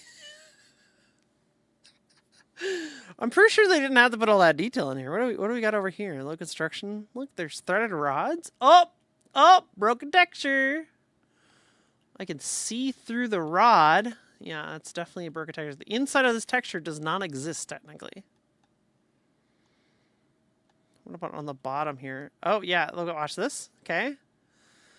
See how this, oops, no, that's not what I want to do. I want to hide this. Okay, there you go. So see how that's there? And then when we rotate around, go nice and slow so you see it happen. It's gone. And this is because they only put the texture on one side to save space. But this is why also we can see inside of it. Right? And there's no texture on the inside of it. We can see through that pipe. And that's pretty common. Wait, why do these have little wires hanging at the bottom? What? Wait, why? That's such a little, that's such an unnecessary detail. It's just sitting there. I wonder what else. I wonder what else has broken textures. There's probably a lot of things that have broken textures like that.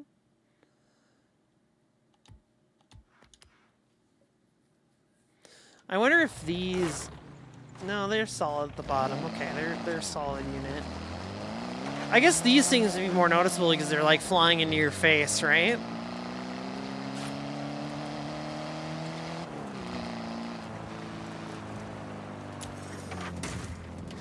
It's like, do you ever think about the grass? You know? Like, look at this grass.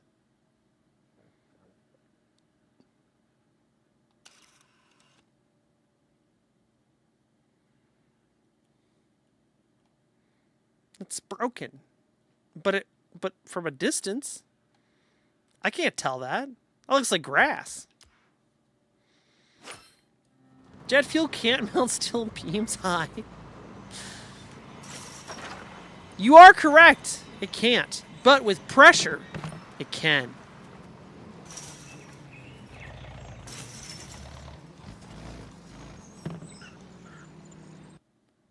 Like, look at this. What is this? Hold on. That's a door. And that's a... I don't know what that's supposed to be. Probably a staircase. It's like the same angle of a staircase. Well, that looks like it's supposed to be a door. That's broken. Look at us finding all the little things we're not supposed to see. Oh, yeah, see? Look, it's the staircase. It is a staircase. That's the same staircase right there. 100%. Just sunk in. Wait, did they just merge two buildings or is it just... No, yeah, there's... Is there a duplicated building inside of this? Wait a minute. Wait, there is! No, yeah! They left the whole building in here! Bruh. Look at that. Look at that. They left the building in there. It was probably put down as a placeholder. And then they built these, and they popped it on top of there, and didn't delete it. That's actually really funny.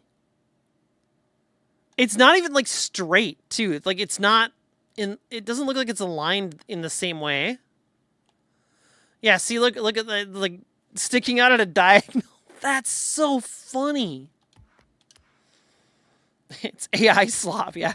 Am I driving the old Fair Lady? The Datsun 2000.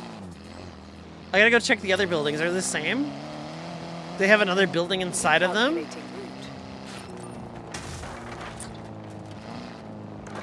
Turn around when it is safe to do so. No. No, it doesn't. Slop, slop, slop, slop, slop, slop, slop. Slop, slop, slop. Yeah. No, it's just that one. I bet you it was a placeholder and they were like, let's change this. And then they never deleted it. See, I love that. I found a cool little thing. Can I even go into these gates?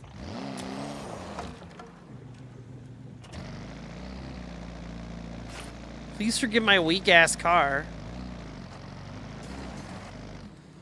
I think I can break these. You can break almost anything in this game. Come on.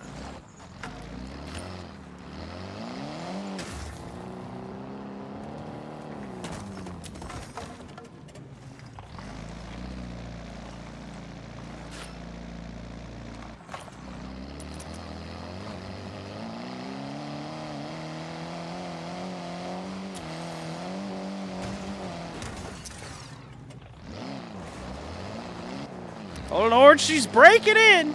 She's breaking into the tower!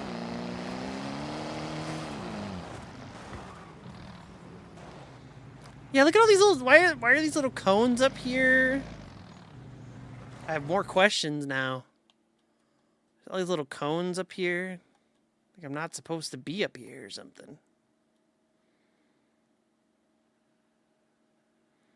Let me look inside your building. Let me in! Let me in!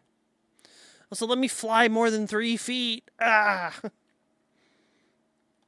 Yeah, this building isn't merged either. It's just that one. It has another building inside of it. That's so funny. Of course, this has all the detail because this is like we have this truck unlocked.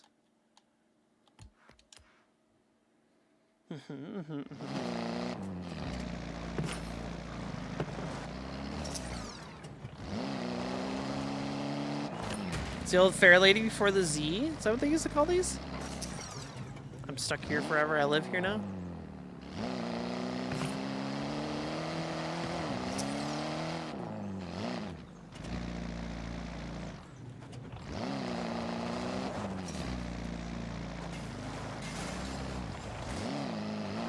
I don't think that piece is supposed to move like that, but okay. Anyway, back. Where were we going?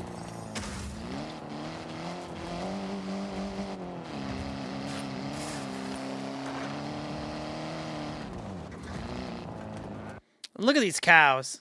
Look at the detail on these cows. That sure is a cow. Okay, I don't need blur. That look like a, he has eyelashes. Homie, they put eyelashes on the cows. How correct did we get? I mean, that's an udder. We got an udder. There's a lot of detail in this game, actually. Huh.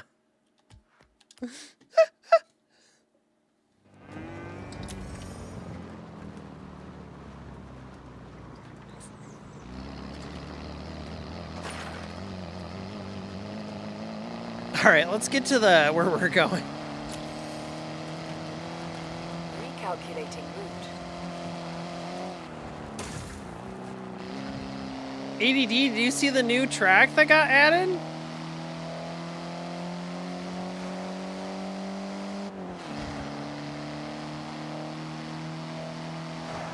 Alright, I gotta look.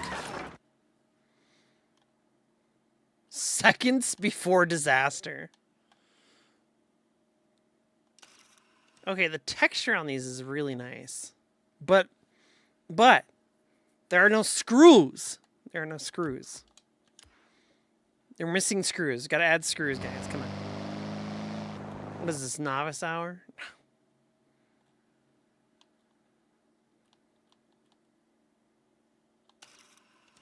Okay. See, they got a screw here. There's a screw there.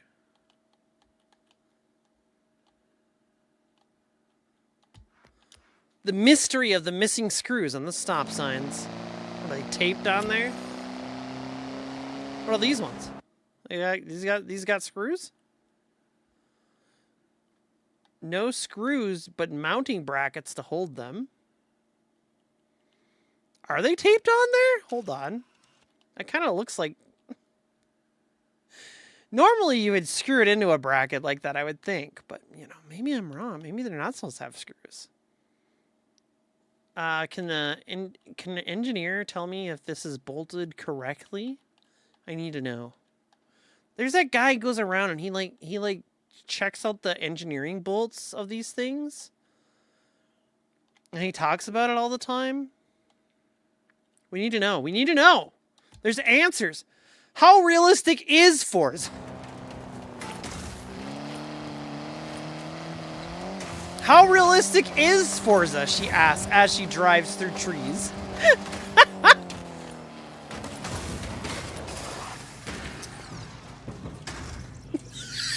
That was a sick stunt! Man, I'm so cool.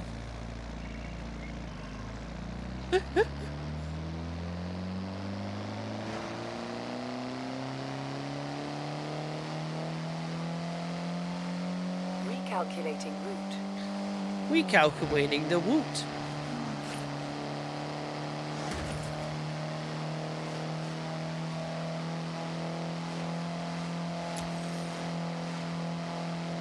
In 400 yards, turn left. Turn left.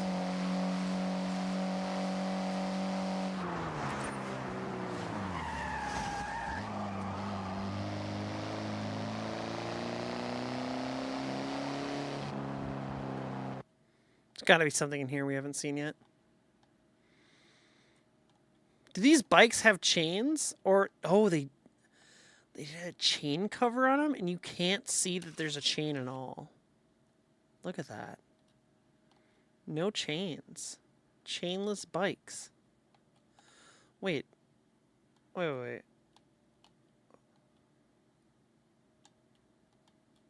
The chain's on the wrong side. The chain's always on this side. Why is the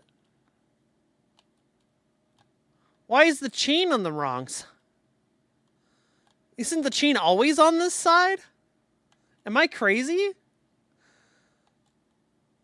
0 fucking damage, right? Yeah, you're thinking the same thing? What's up with the chains? Yeah, that's what I'm saying. What the fuck is up with the chains?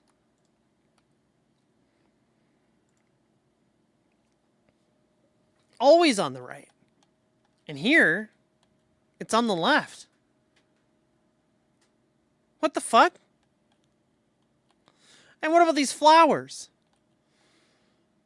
Aren't these flowers growing through this bench? Oh, they are! No, the pot's inside of the bench! Wait, are these supposed to be in this pot? Wait a minute!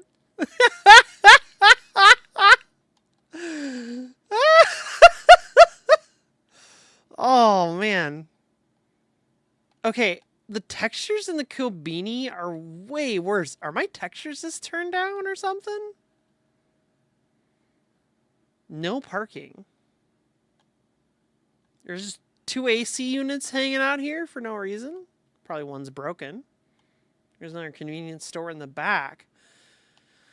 Now, you think the store would be in the front, and there wouldn't be an identical store in the back. Do you know what I'm saying? I'm just saying.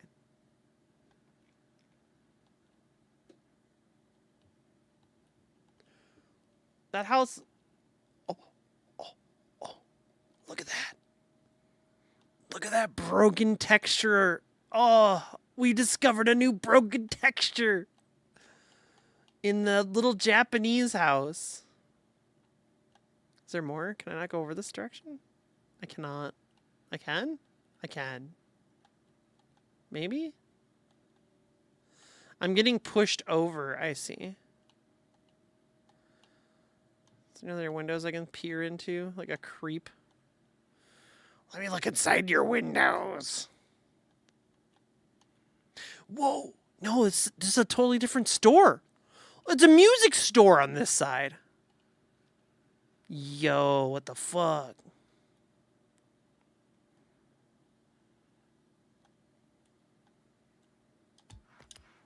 We're discovering all sorts of things. In 400 yards, you will arrive at your destination. The car's made out of Flex Seal. Glued stuck together. I cut this car in half.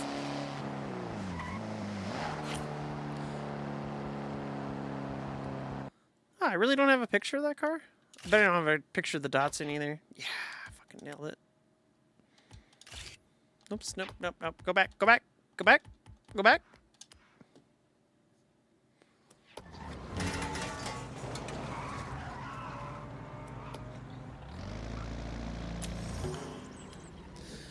Should we race the new circuit? Domestic electrics.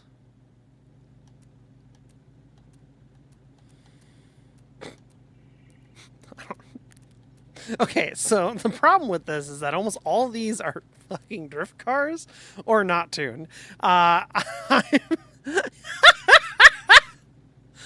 I'm kind of tempted just to... I didn't even know I had the Honda Z. What? When did I get this? when did I get that? I think that, okay, I think I tuned this one.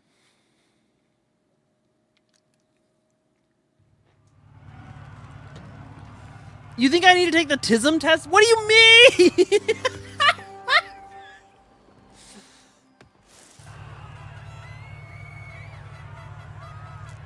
What do you mean? We're not even done yet.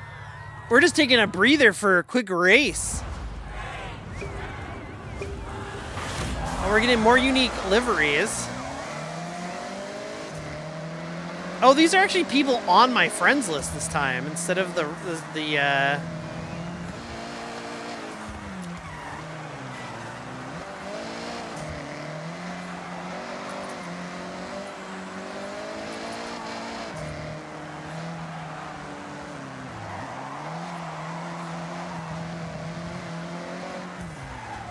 I feel like this might have been a drift car.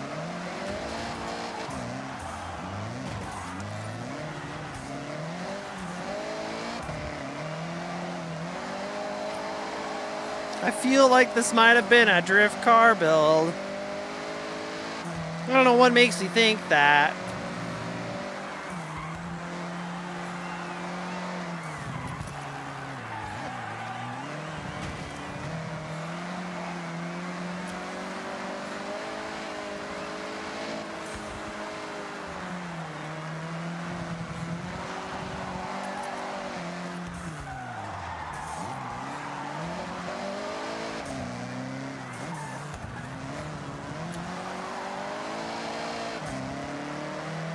I think this might have been a drift car.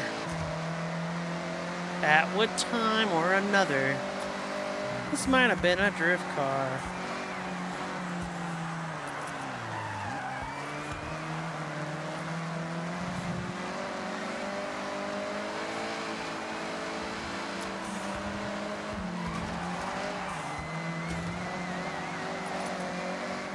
Pushing them deep into the inside.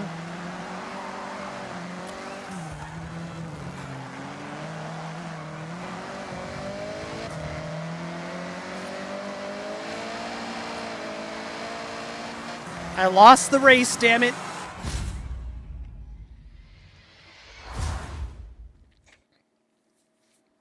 Sometimes when I was playing the old Gran Turismo, I would just sit there and read the descriptions of like every car. I don't need the test either. I used to when I had Warcraft 2. I would sit around and read the manual over and over and over again. Which is a lot because I'm dyslexic. Like severely dyslexic at times. What do you want to do? I want to build a better car. That's what I want to do. But first, we're going to take a look. I've never really explored. I was curious about exploring this little area in here. This tomorrow, it's going to look completely different.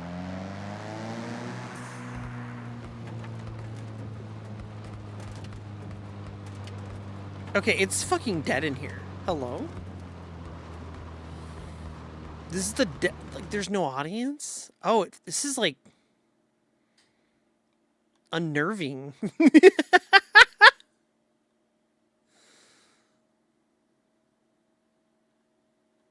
Yeah, this is like a little unnerving. Feels weird.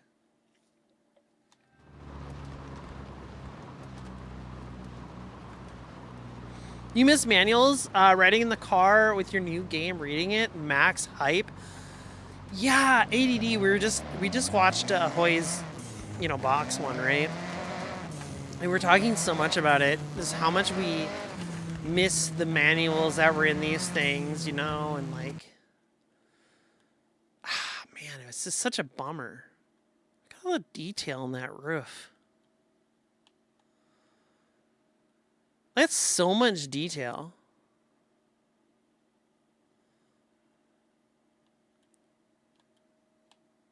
All the lights and everything else. There's so much little details.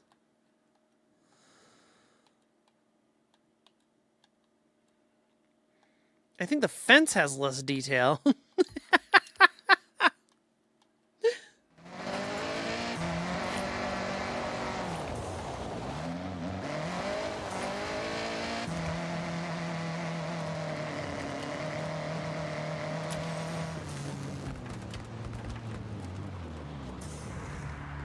Yeah, I mean, nothing really like stands out in here. It's pretty generic.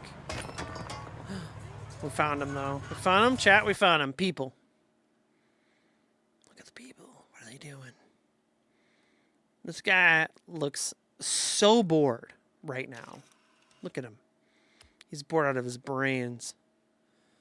And she's sick. Actually, that's a nice detail. The face masks in Japan, much more popular than they are here. Yo, there's more people with face masks.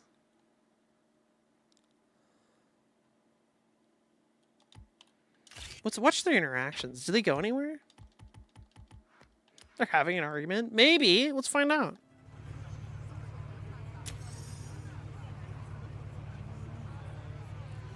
I mean, it seems kind of amicable. Or at least having a conversation. That person. Whoa! You see how she snapped? Pizza, jerked? pizza, pizza, pizza. What's up? How you doing, Steel? Can I fit through there? Yeah, what? Probably gonna fit through there. You know, it could probably fit through there.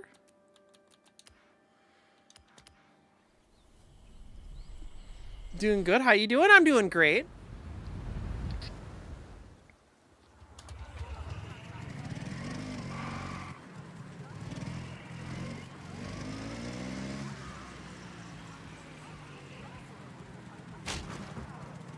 I'm in. Chat, we're in. Where did she go?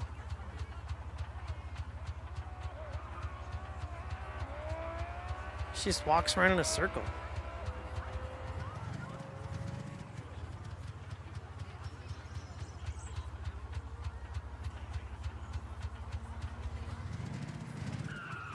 Oh, I ran her over. Ah, oh, fuck.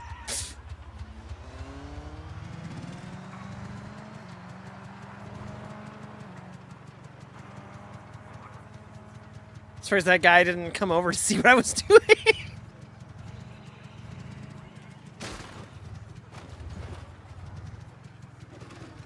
Just moving the toads around. Don't mind me, pardon me, excuse me, pardon me, excuse me. Ow. Wait, where else can we put the peel? Where else shouldn't we be able to get into that we can? New discoveries. I can put the peel anywhere. It's very appealing.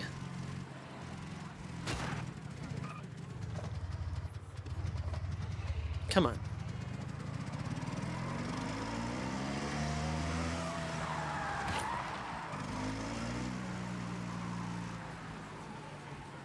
There's actually, so like I said in earlier versions of the game, there was like only like a couple of people models. There's so many models now. I never really took time to appreciate that. Because I never released any of my early game footage that I had. I think I was allowed to. I just had to like label it as such. And I still all have that, so.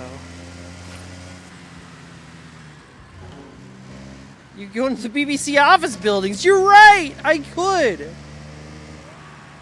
take a look at this gas station. Obviously, this pump is broken. Oh, yeah, I think it's the last time you can buy those cars, too. What's broken about this pump? The pail fell off. I don't know. It looks fine. It's all quarantined. What's in the building?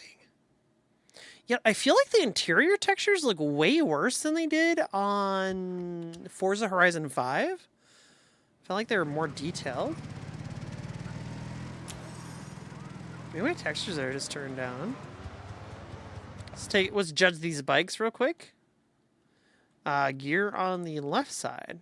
Gear on the right side. So the bikes with... No, they both have baskets.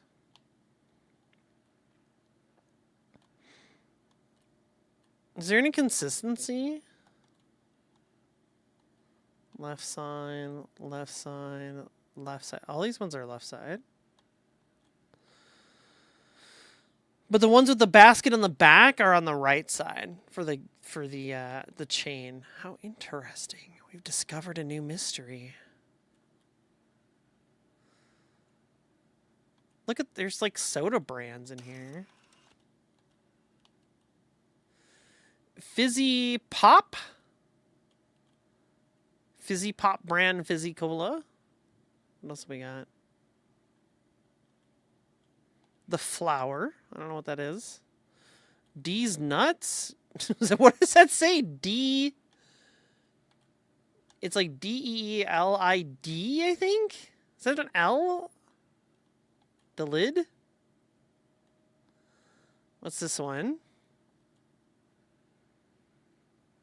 Something Zer, like Zach? Zash?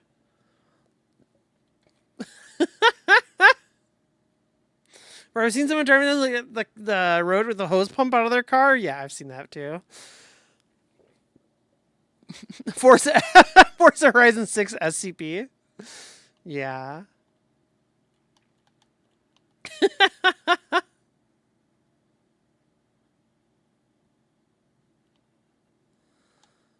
Can we look inside? No. Even my reflections look kind of poor. I wonder if my quality is just low. Hold on.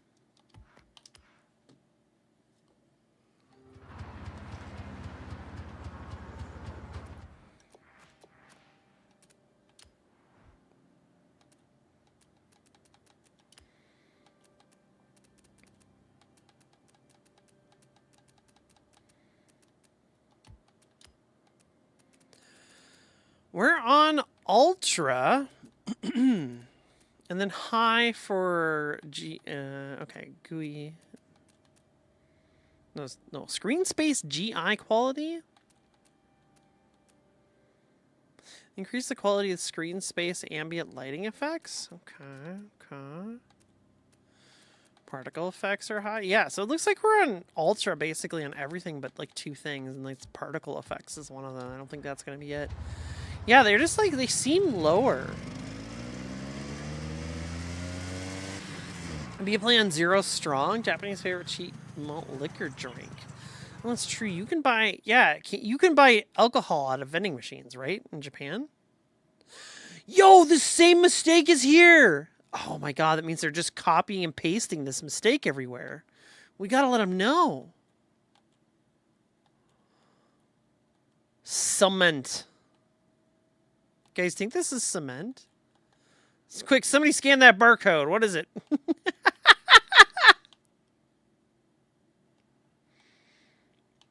do we got in here? What's in here? Hello? Let me in. Can I come in? Well, there's motorcycles in there. We just gotta drive in here in the manual way. Aw, I was hoping for an SCP. There should have been an Easter egg in here! Okay? That would have been so funny. Damn it. You guys fucked up.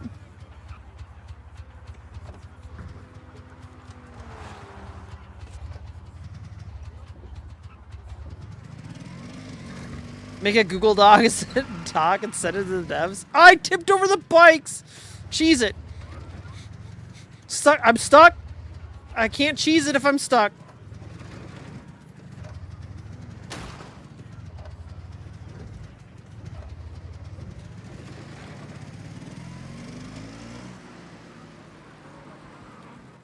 I gotta look at the details of the motorcycle. These are actually pretty low texture. Oh, wow. Look, okay, so this is probably a scan?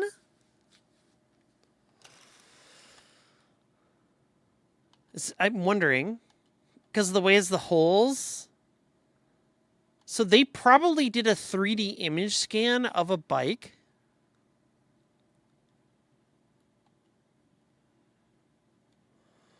Let's say 850 or 650. I think it's supposed to say 850. And I bet you it's a Kawasaki, but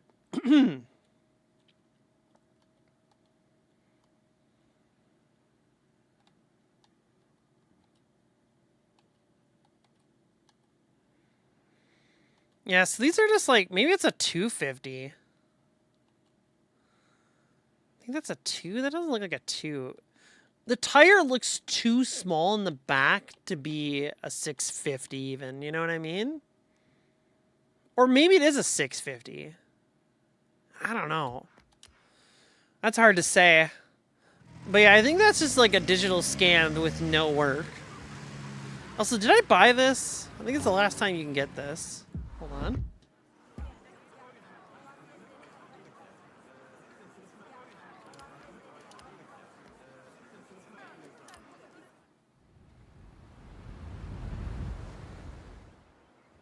I was thinking like a 250, personally. I'm pretty sure I have this. I know I have this. What do you mean I don't have this? Do I have the Corsa edition?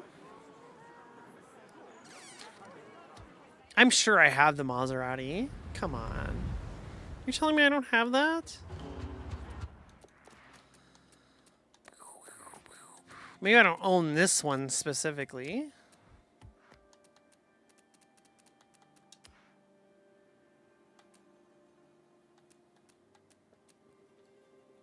Was it not the same car?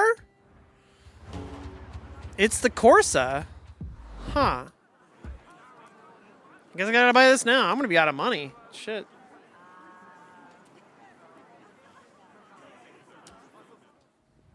Oh, it looks like a 140. Yeah. You're absolutely correct.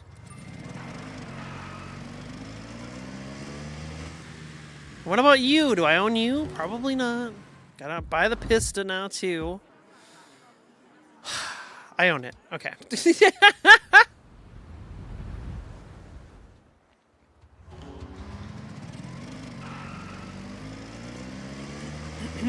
Thank goodness. Wait, what's this? What's this symbol? What is that? Oh, is it just to let you know? Oh, when it's expiring. Okay, that's cool.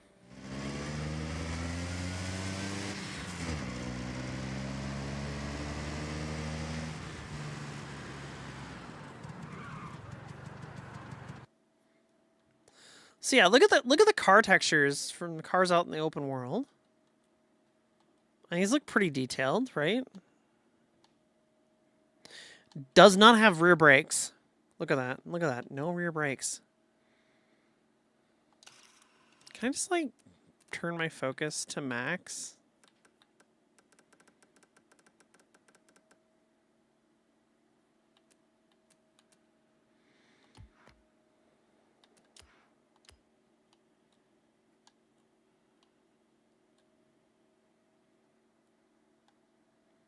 Seems to work. Okay.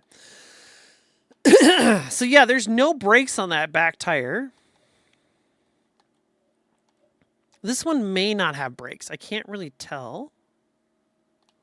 Again, same texturing on these motorcycles. It makes sense. It's the same motorcycle design.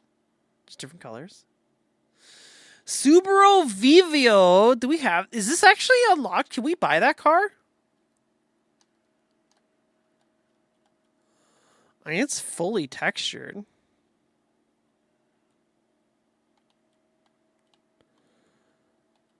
It's just missing the brakes in the back. What's inside the house? So this is a reflection, right? And reflections are interesting because reflections aren't actually a true example of what's going on. Oh, what the fuck is that? You see that? There's like a chair floating up there. What the? What the fuck? I'm looking through the floor.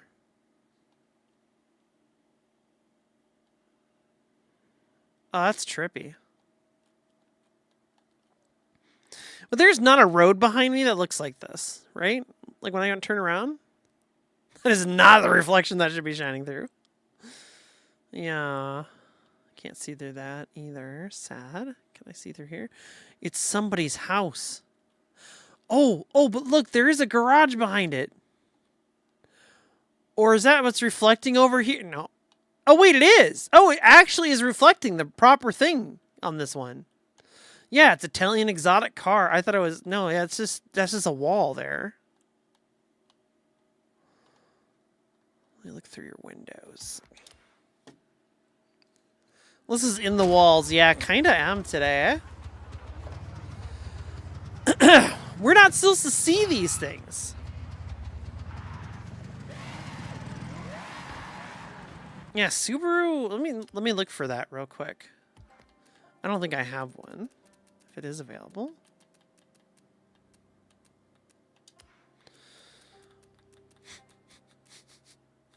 Oh, I do. Let's pull it out.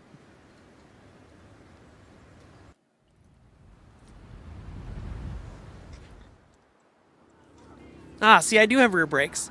So they're simplifying them a little bit.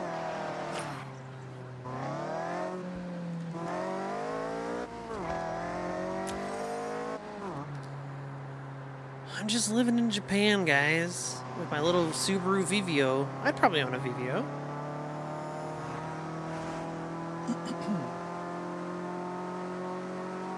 You got some combustible lemons? Well, you know what they say, when life gives you lemons, but no, life didn't give us lemons. They're a combination between two different fruits. And we're evil. We're evil because we gave ourselves lemons. Life can never give you lemons.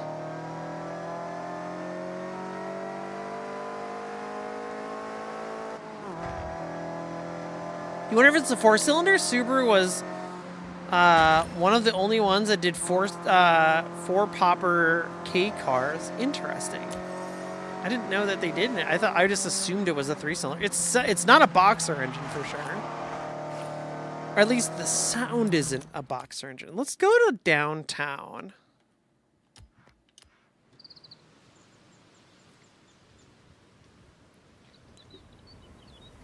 I've got 2 fruits inside of me, and both of them are wolves. That's pretty gay.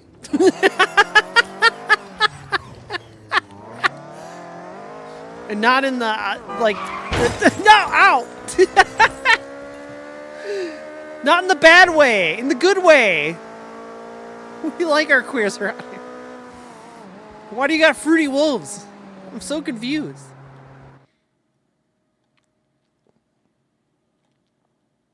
I gotta look inside their house. What's inside your house? Let me see inside your house. I gotta look inside your house. Can I even get into some of these? Wait, what's... Oh, come on. I want to know what you're constructing. Let me know what you're building. They did inlines for the K cars. That makes more sense.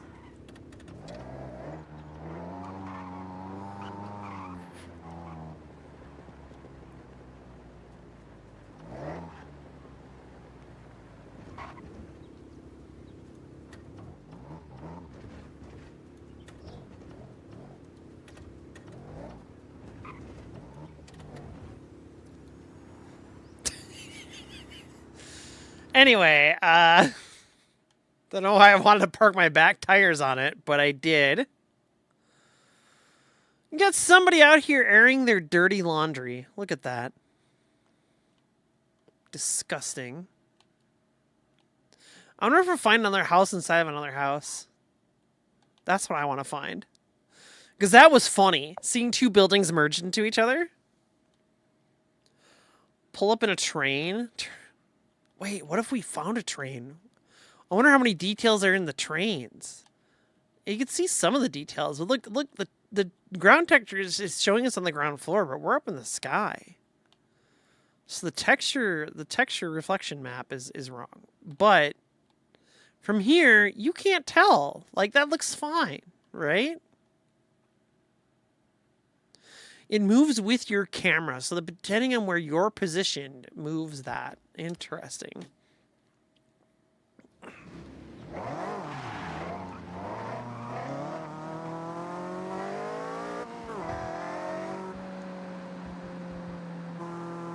Use the cardboard. Wait, cardboard? For your jack? Hello? Are you okay?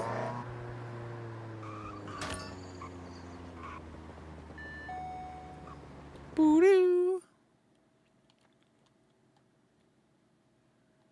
Yeah, look at all these textures are kind of like smeared. You see that? Like they're like smeared in a way. Do you think they used AI to make these? Wait, like actually, do we think that? Is that likely?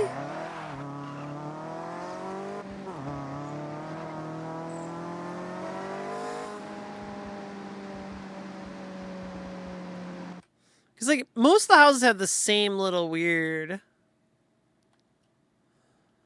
like little house. Like, oh, this one has a different one.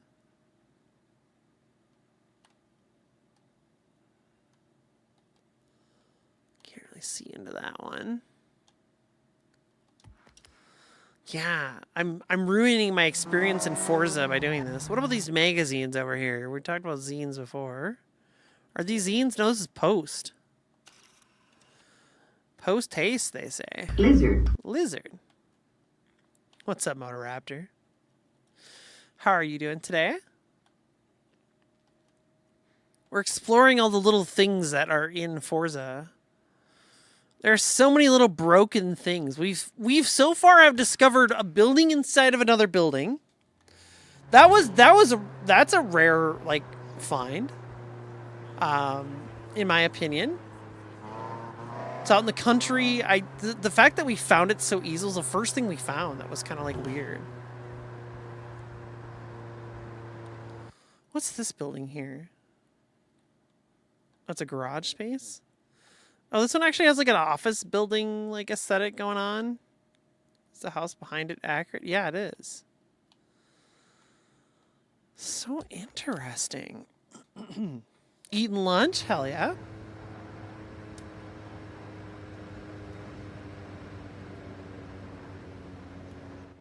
Hold on, somebody's dirty laundry again. Look, they got a garden hose thing out here. Look at they got the garden hose dealy bob there.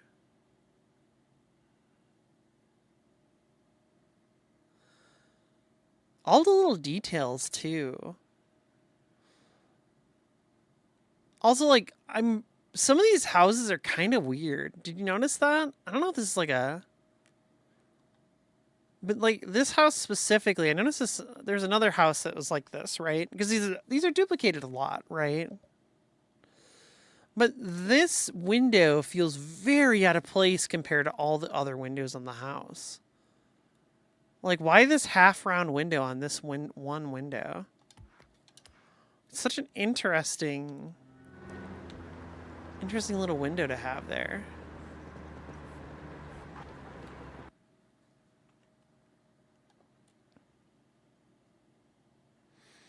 Some of these windows have bars because the people that live there are in prison, obviously. Actually, again, look at these windows. They're different types. See that? Some of them have this bar ledge, and some of them have this grated mesh on them. And for what reason? What are they hiding? What are they trying to tell us? What's in these rooms? A microwave. What are you hiding? Tell me your secrets!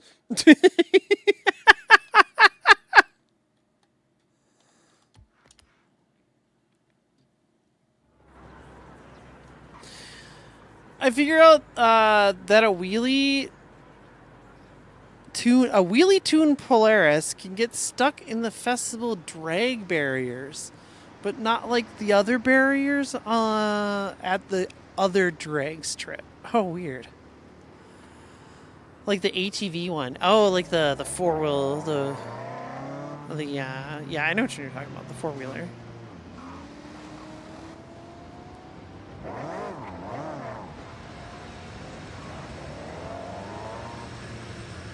There's people here.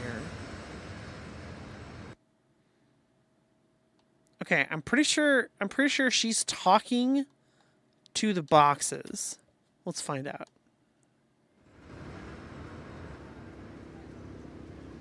I can't tell.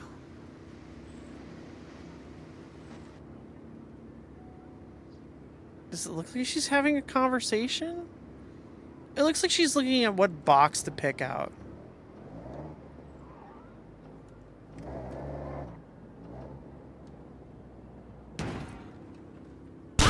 Yeah! No, look at... Hello? Why am I... I'm like...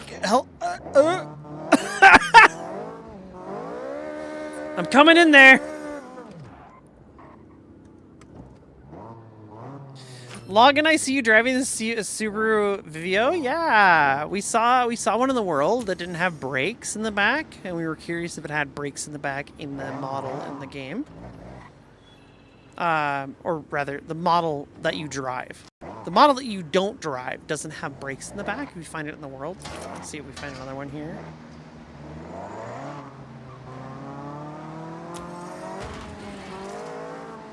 Just get nailed.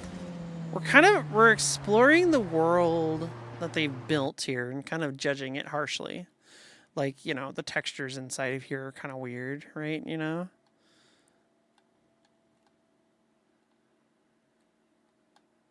Why can't I have individual tires, game? We were also judging the motorcycles earlier. But the stationarily parked vehicles seem to have a little bit less poly count and a little bit lower textures. What was that? Did you see that? I've never had that happen before. Whoa! Okay, Caesar warnings. They're here. Can I take a picture of it? Damn it.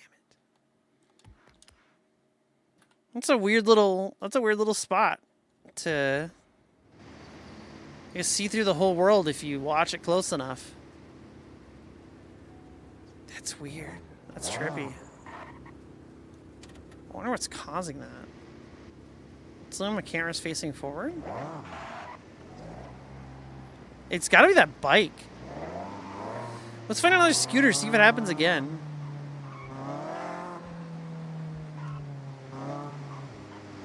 What's up, GT? Gotta run? Alright, have a good one, ADD. Thanks for hanging out. The Polaris RZR, the Razor, yeah. That's the one you figured the barrier thing out with? Yeah, there's a lot of like little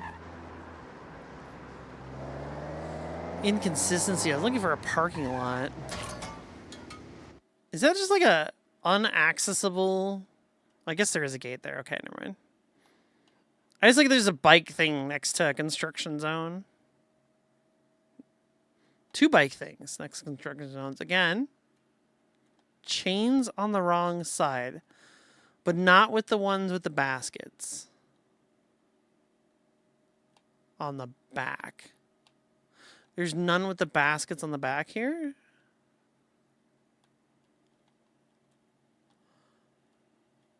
No baskets on the back.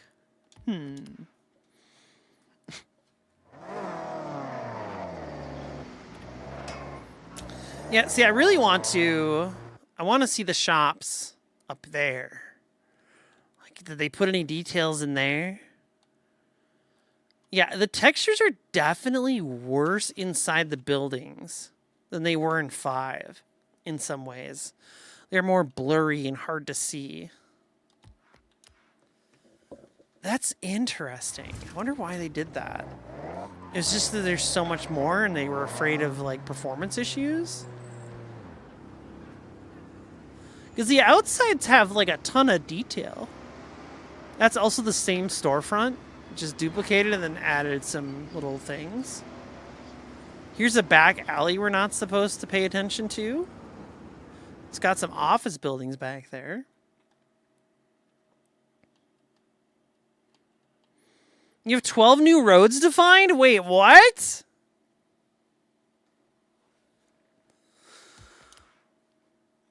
What?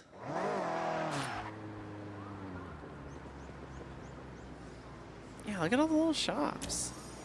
Like, from here, they don't look bad. But when you go into the camera mode and you get up close, they look so much worse. But from right here, yeah, they look pretty good. They look pretty good, you know? Like, it reversed the progress? So weird. I don't think I have anything like that. They add new maps?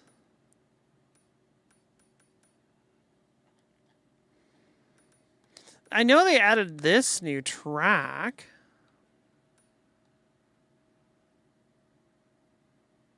Is that considered a new road? Oh.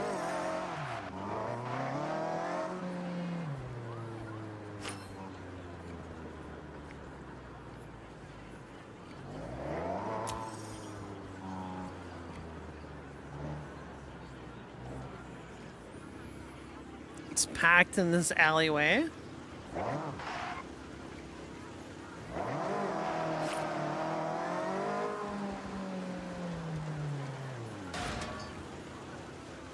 So none of the NPCs really do much. They just kind of like... Okay, that one's taking a selfie. You see that? They're just reaching up, taking a selfie. They're doing it again. They didn't like that photo. They deleted it. They started another selfie. And they're like, honey, it's raining out. You're going to get your phone wet. No, I got to take another selfie. They're really adamant about taking this selfie. They need that selfie to be perfect. They don't care that it's raining. It's perfectly normal to be this obsessed with your selfie. They're going to take another one. And another one. And another one. For all of eternity. This is like people's hell. Just take selfies of yourself for all of eternity. You were too vain in the real life.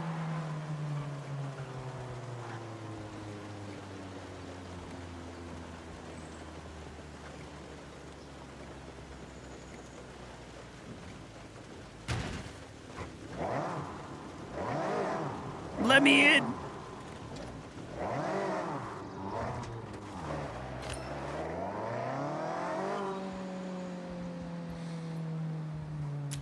Is that a scooter? Sure is.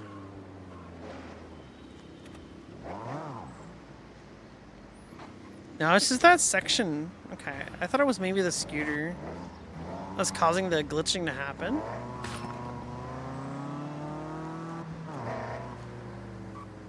Let me look at the signs here real quick.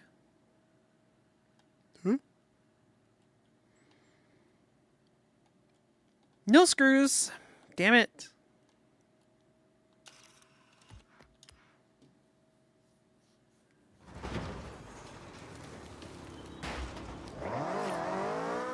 I'm stuck. I'm stuck. I'm stuck.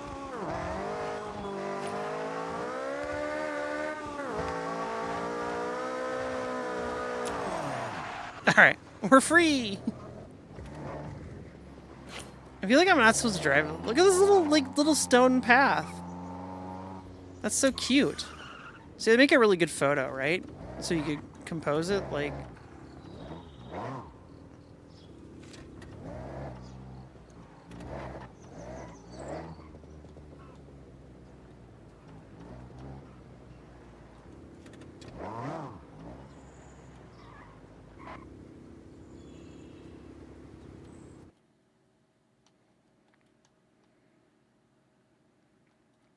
Nope, I'm not far enough forward. Hold on.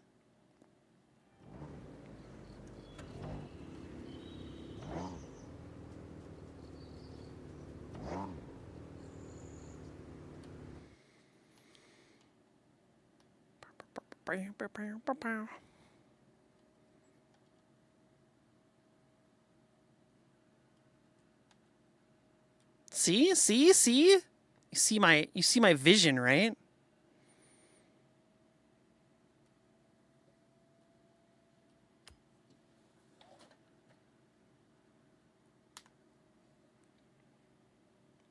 And then you make it a... See? Right there. There it is. My vision.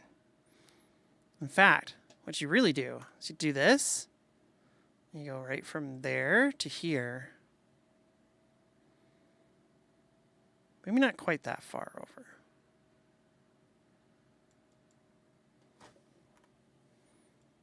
From here to there. Yeah, like that.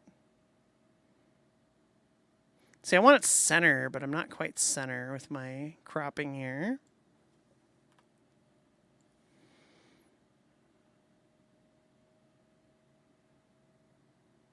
Yeah, a little bit of space above it. There we go. Look, I'll just throw this in my Discord so I don't lose it for later.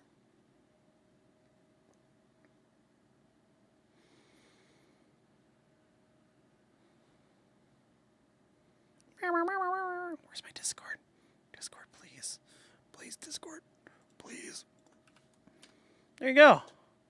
See? What a great little spot. You wouldn't have found this spot had we not been exploring. I don't know. Maybe some of you have seen this spot. I don't know if I've ever gone here. I don't know if I've ever driven up this road before. Like, why does this whole parking lot exist? It's just here. Is this even a parking lot? Or is this a park? I bet you can take beautiful photos here. Look at this tree. Look at this.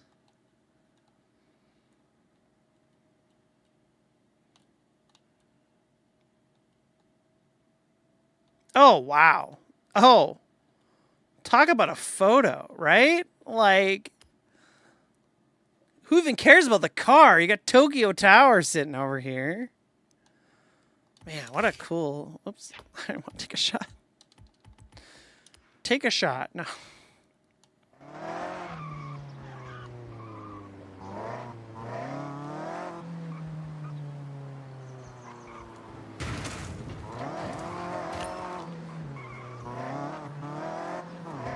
Neat little spots that we keep finding as we explore the depths of Tokyo.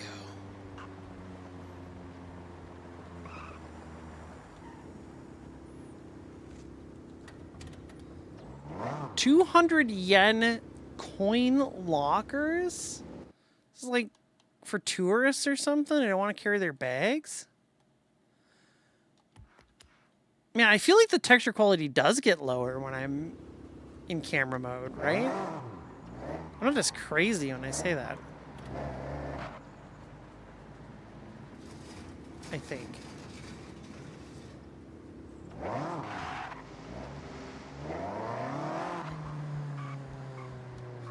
What other details do we have? She's crushing all the bikes.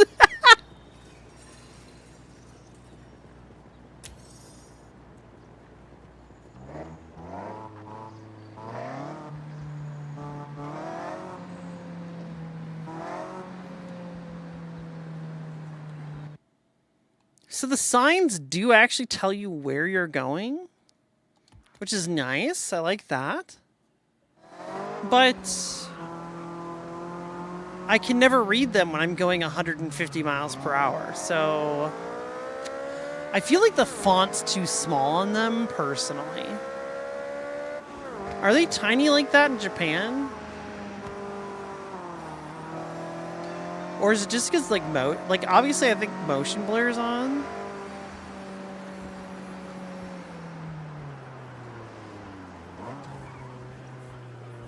Look at all these people. What are they up to today? What are you doing, guys? What are you talking about over here?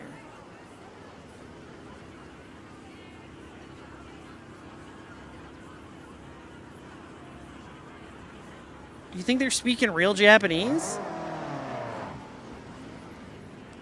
This guy really wanted to take a picture of my car.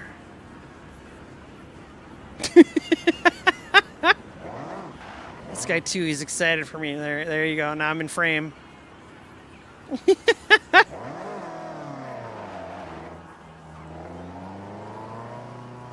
You ever drive around this game like a pedestrian? Anyone do that? Just me?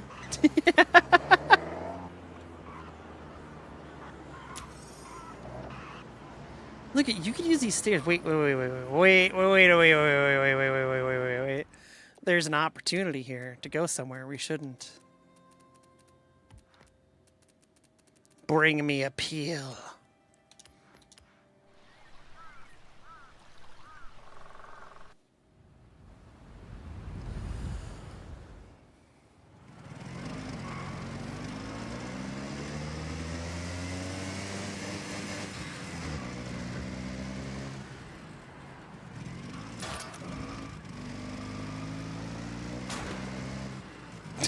I fucking missed. I missed.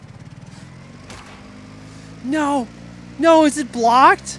No. No, I should be able to fit this.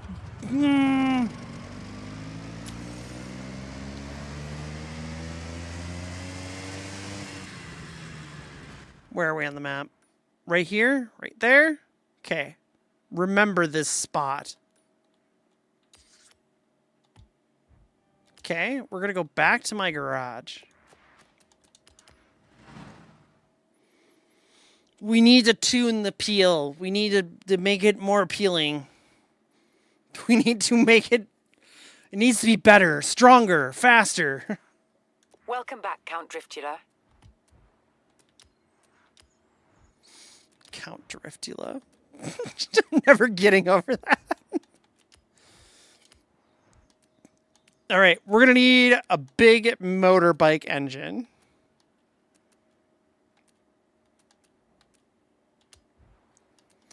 Big motorbike engine, big turbo.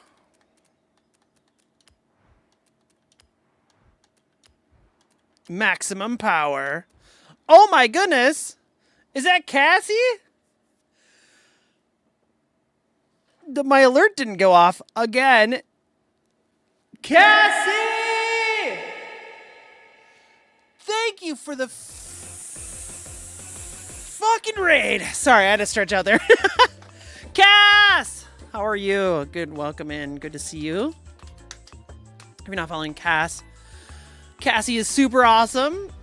You should definitely check them out. How was your stream? What were you streaming today? Gran Turismo Concept 2002 Tokyo Geneva Convention. The Tokyo Geneva Convention, where we commit war crimes on the racetrack. Trangurismo. Jesus Christ. Yep, that's a thing. Hi, Whittle. How you doing? Oh, Cass, thank you so much for the raid. My name is Lissa. I am playing Forza today, obviously. And we are exploring the world and trying to get places we're not allowed to be. We're not supposed to see, and sometimes we're just discovering how bad the textures are in the game. You're a walking war crime. I committed many sins in the Toyota pod. Uh-oh. Oh, goodness. We're tuning Appeal real quick just so we can get some places we're not supposed to a little bit easier. Hopefully with a little bit more grip on her.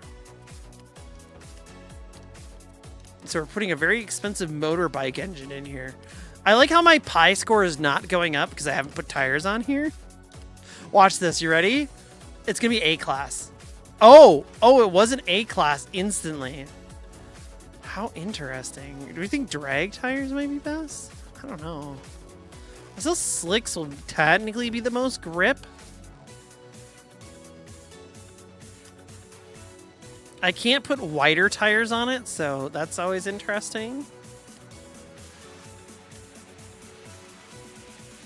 If we get rid of the bumpers, maybe I can have more room to bump up things. Maybe it makes it worse, I don't know. Go for a fully upgraded transmission. Oh, we should make it all-wheel drive. You're so right. Why didn't I think of that? Oh my god, it's S. It's S-class. I think it's a divisible wall. It probably is, but There's only one way to truly know. And that's if we try. Do I need a wing? It probably doesn't hurt. Do I need brakes? Probably doesn't hurt. Do you need a roll cage? Probably. Don't worry, my maxed out trolley advertisement is done.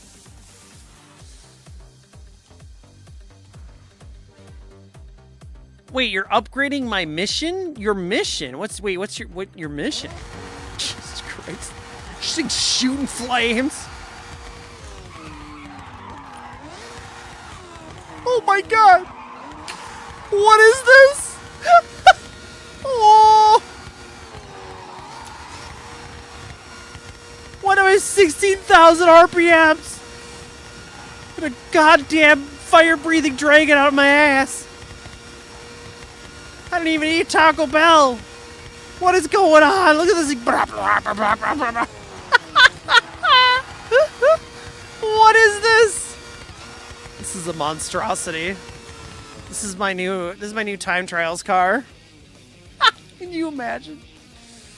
All right. Hold on. I need to put more than like, you know, a gear into this, or stretch this out just a little bit or something.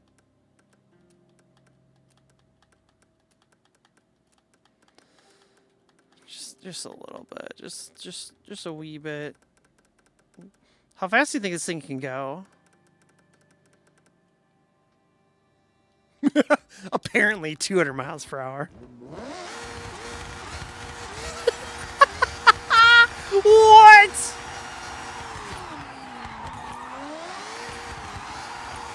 It's a drift car. It's basically a drift car. It's an all-wheel drive drift car. So you can at least go 6-7. Oh my god. It shouldn't. It actually isn't as bad as the old ones. Turn around when it is safe to do so. Which is terrifying when you think about it.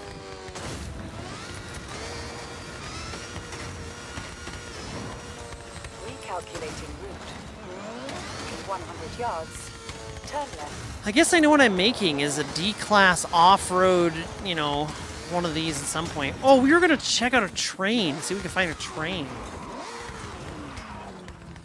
We need to do that still. We'll do that in a bit. I want to go back here.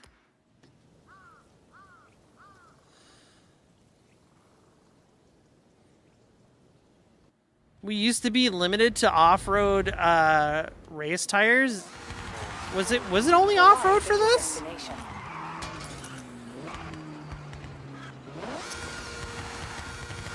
Let me in! Let me in!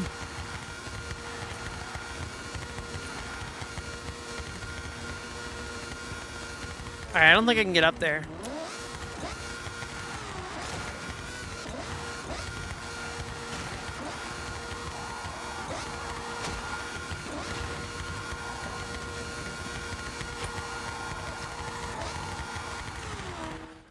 I think I want the bullet train first, because that should show up here, right?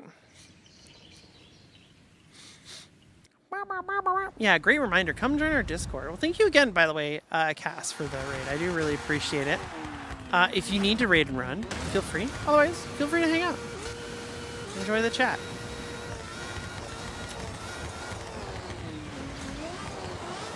I always like to let people know I do not hold you captive here. Except for when I do. But when I don't, I'm just kidding.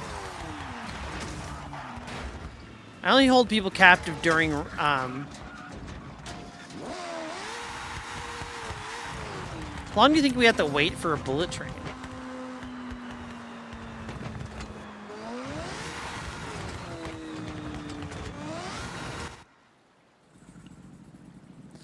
Forza, you suck.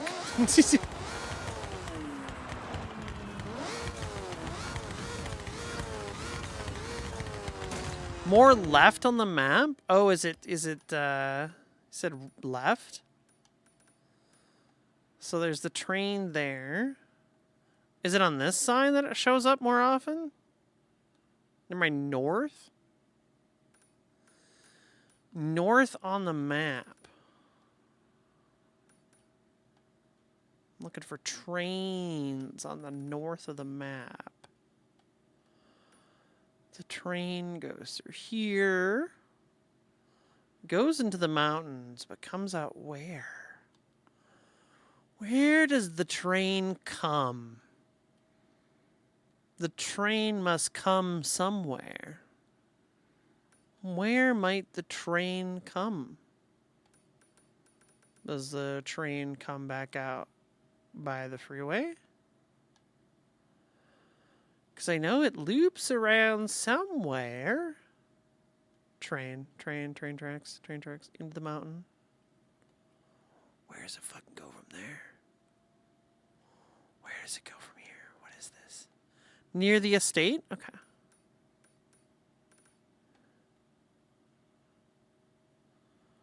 This is about as near to the estate that I can get.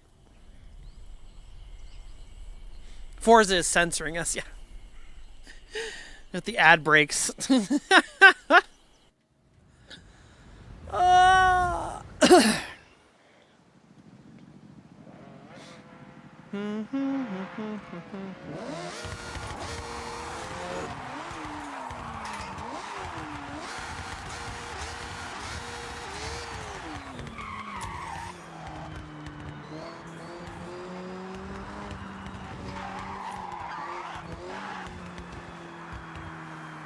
So there's the train.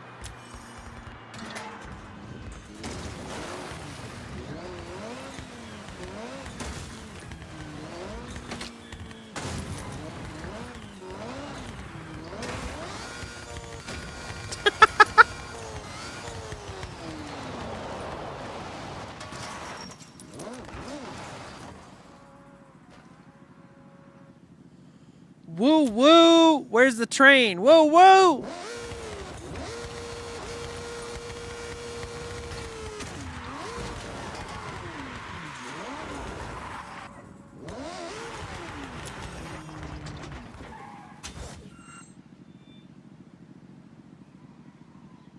Where's the train? CJ, where's the damn train?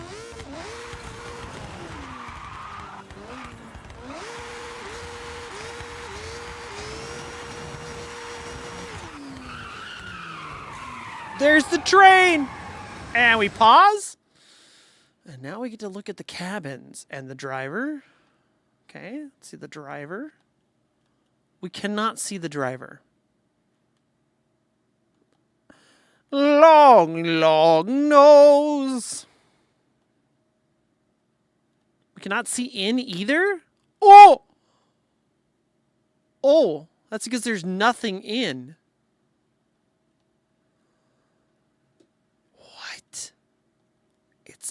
It isn't real. The train isn't real, chat. These tires have no texture. They're just shadows. What? Oh, chat. Look.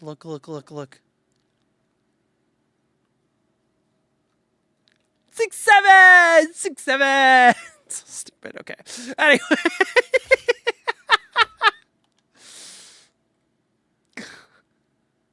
So there's literally no details to this. Oh, wait. I'm sorry. When I pause and unpause? Yeah, the train's local to me? Hello? The train is local to me. It's pausing with me.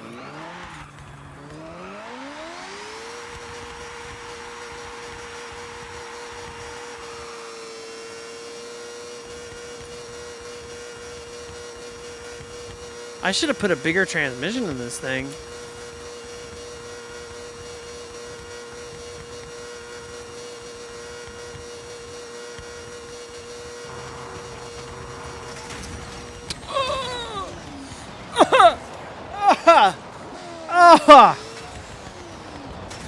Am I in solo? No, I'm in multiplayer. Yeah, those are real player names. And people I don't recognize, so I shouldn't be in solo.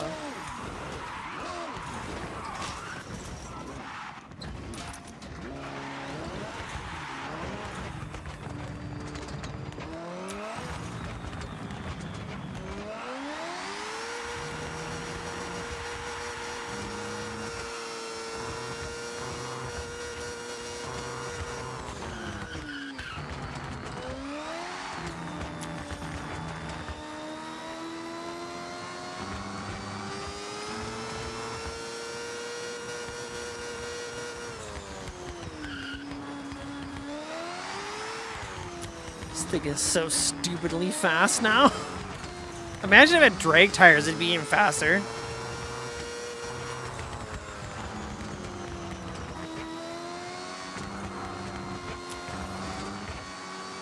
Wait, how do I see the other train? Wait, what is that? Oh, that's the loopy. The loops are the loopity loop. Hey, look at that. There's a Subaru down there.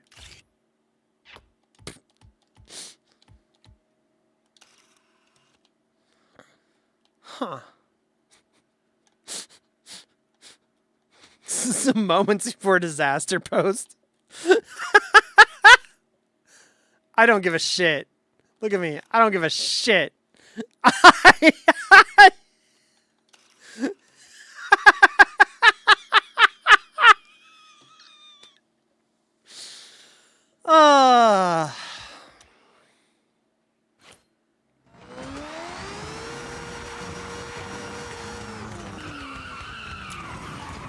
It's gonna boot me out here.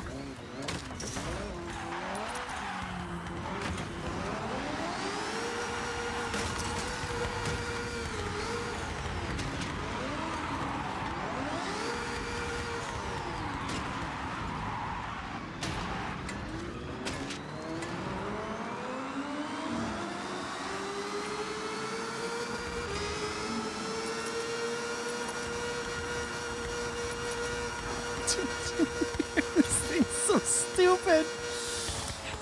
Why is it so fast?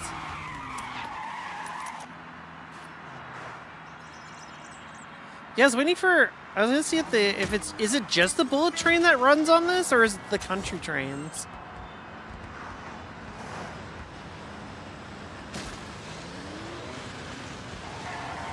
Looks like just the bullet train.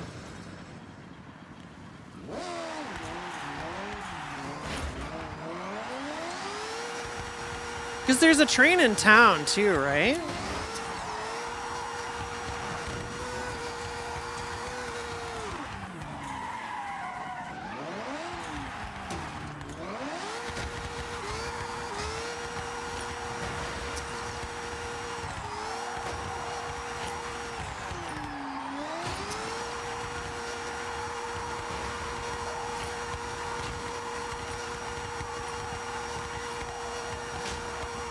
Haters would not call this drifting.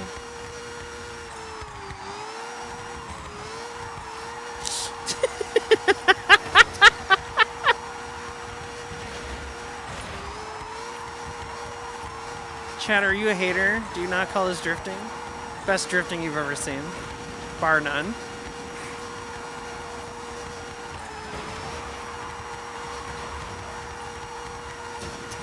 Wonder how hot my tires are right now.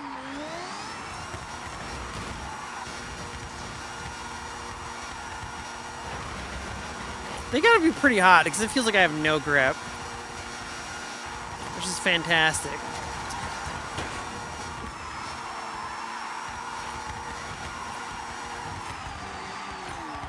Formula drift car idea, Peel 50.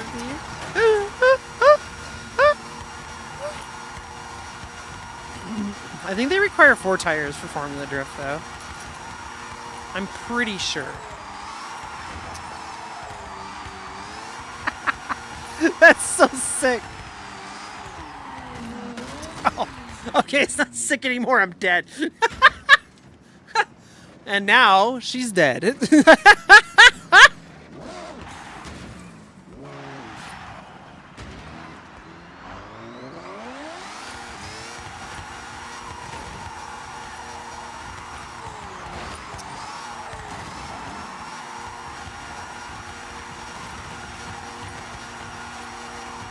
It's me. I'm the haters. We knew it. We knew it all along, Cass. You'd say this isn't real drifting, but look at me drift.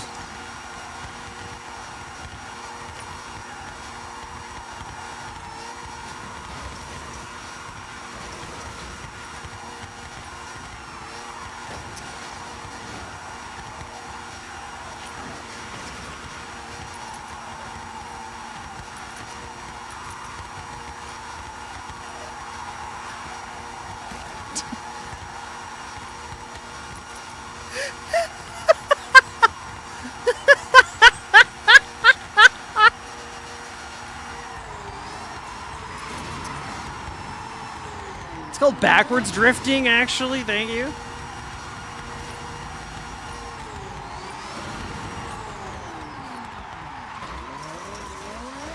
I'm telling you, all-wheel drive is better to drift in this game, and it's just because they don't have great tire setup options.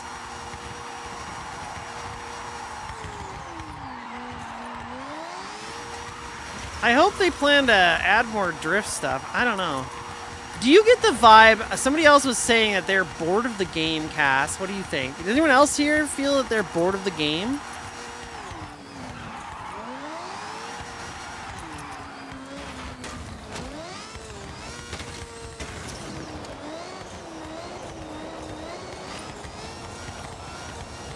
Yeah, to be honest, right? I feel like, I don't know, for me, I felt like the story kind of dropped off the face of the planet. We got to Legend Island, there was nothing there, and we were like, okay, what do we do now? Well, now you can play the game. Right?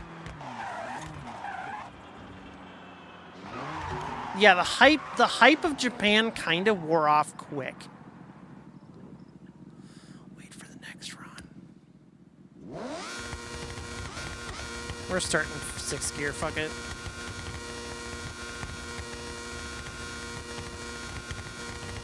Three, two, one. Boo! Oh my god! Turn around. When it is safe to do so. It's the other way. That was a great moment.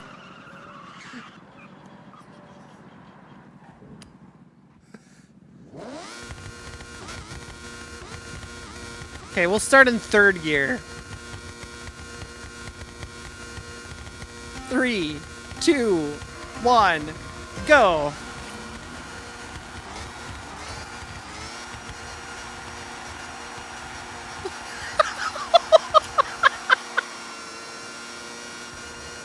I don't even have drag tires on. Imagine I had drag tires on. Arrived at your destination.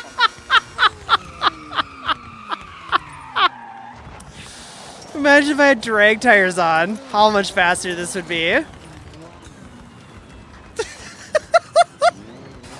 It's crazy because it almost slipped out of control again. Hold on, let me go back home. Put drag tires on it.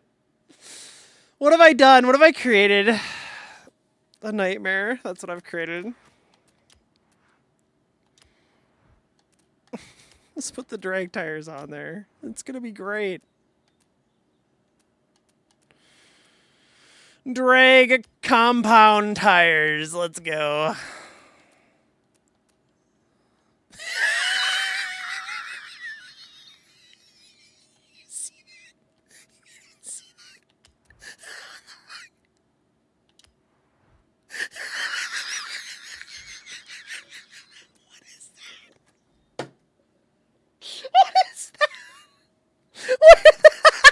They look like casters for a table. Geez, I haven't progressed more than the orange wristband, and I just like to cruise and doing car wraps. I mean, I think that's always been the thing with Forzas. It's, you know, choose your own adventure kind of vibe, right? Figure something else, something that vibes for you, something you like, you know, and that's the way to do it, right? But in my book, to me at least, I think. Sorry, I'm not gonna make it look so stupid. Wait, can we we make this exactly an S? You know, yeah. Can we make this?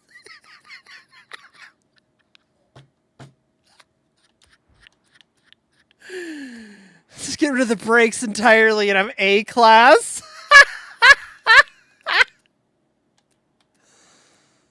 Oh no! Oh no!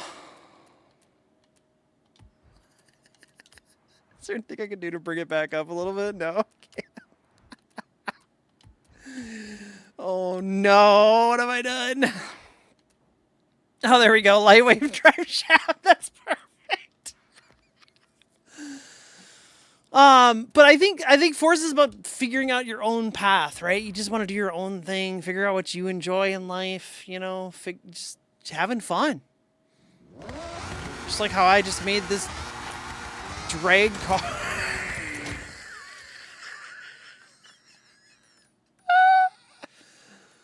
Where's the drag strip?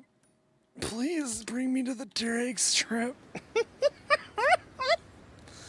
But I don't know. I felt like getting to the gold wristband was a little underwhelming, I guess.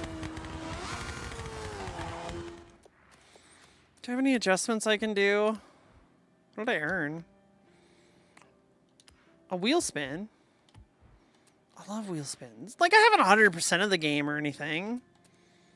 You know, like, there's a lot of stuff I haven't done. Oh, I got super wheel spin gifts. Hold on. We gotta gamble for a minute. Gambling break real quick. We love gambling. I got the hiccups.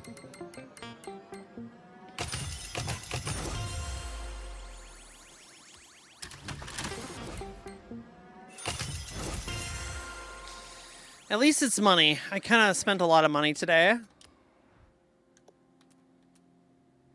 Join the mascot party. Yeah, I'm excited for the mascot party.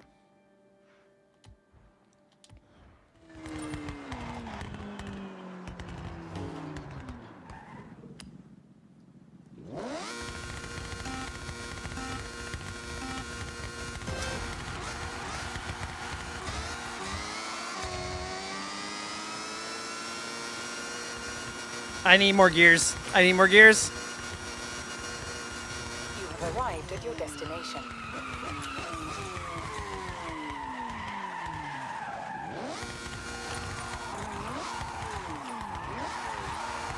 It's so funny with these little tiny tires. Oh my gosh. Oh, Panic Spice VR. Thank you for the follow. Hello. Welcome on in. How are you doing today?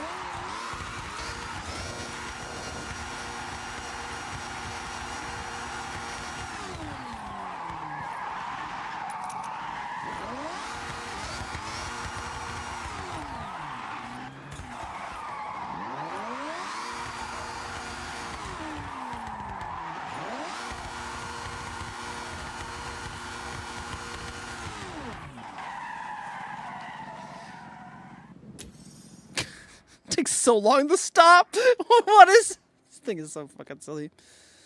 All right. I'm gonna need some long gears, okay? We're talking long gears, okay?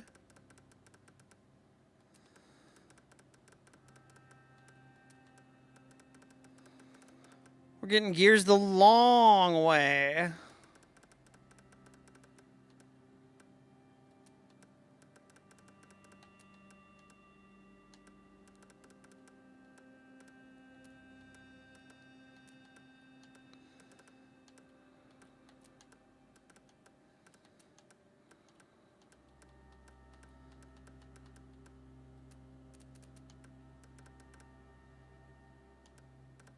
$210, $212, $211. I know I can go faster. I know I can go faster.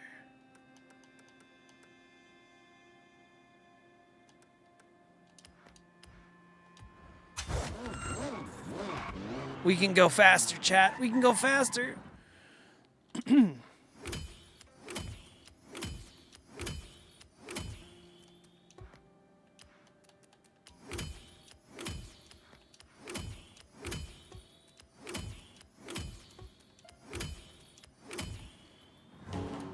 Okay, ready? Starting third gear this time.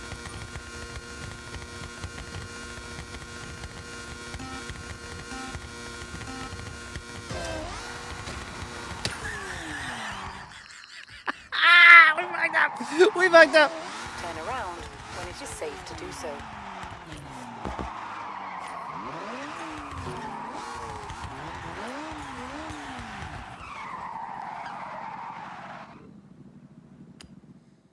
Okay. We'll start in first gear.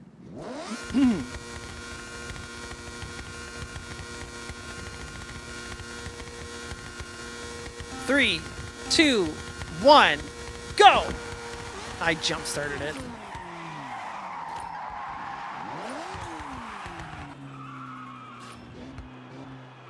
Wait, how high up in the ranks am I? It doesn't tell you?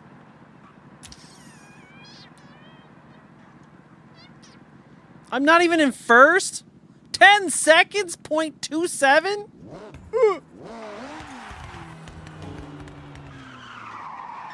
I may need to reconsider some things.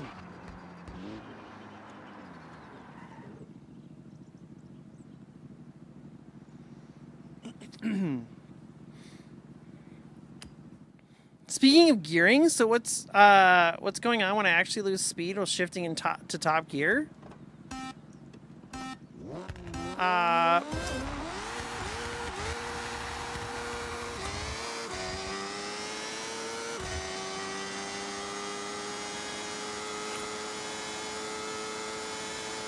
arrived at your destination. The gear's probably too big and you're probably losing speed between shifts. Like... God. I can't get this thing to stop moving forward.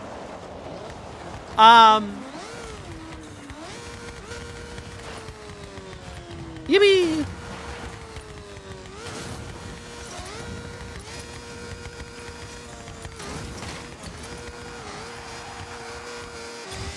Is that faster?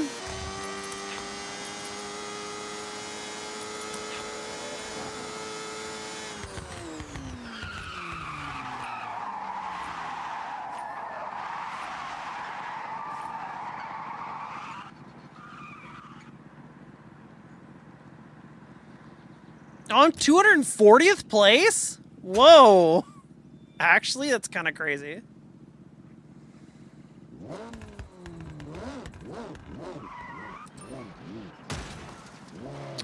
But yeah, if you're having trouble with the shifting, you're losing speed in top gear, probably just tune it a little leaner. You're probably cutting in too deep into your power's torque. Like, you're probably past the torque band, I would imagine.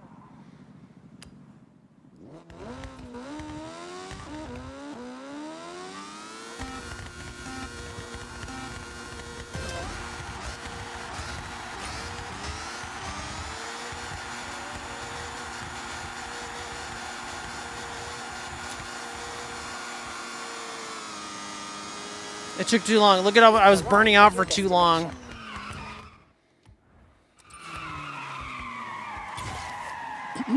Mainly try to join other people playing Forza now more than anything. Because once you get to the Legend Island, yeah, there's not a whole lot to do once you get past the Legend Island as far as like content grinding out, unless you're like grinding out all the minuscule rewards. But the thing is, some of those rewards don't feel that good. They're kind of mediocre, and I mean. Because once you have, like, for example, a collection, there we go. So, like, once you have some of the major ones, right? So the Horizon Legend stuff, it's like, well, why would I unlock this? You know, what do I get? A green crown? Ooh, yippee! I want cars, damn you!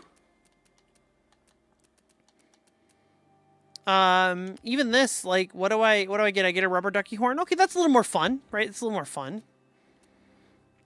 Like I don't know, like some of these feel like big final rewards.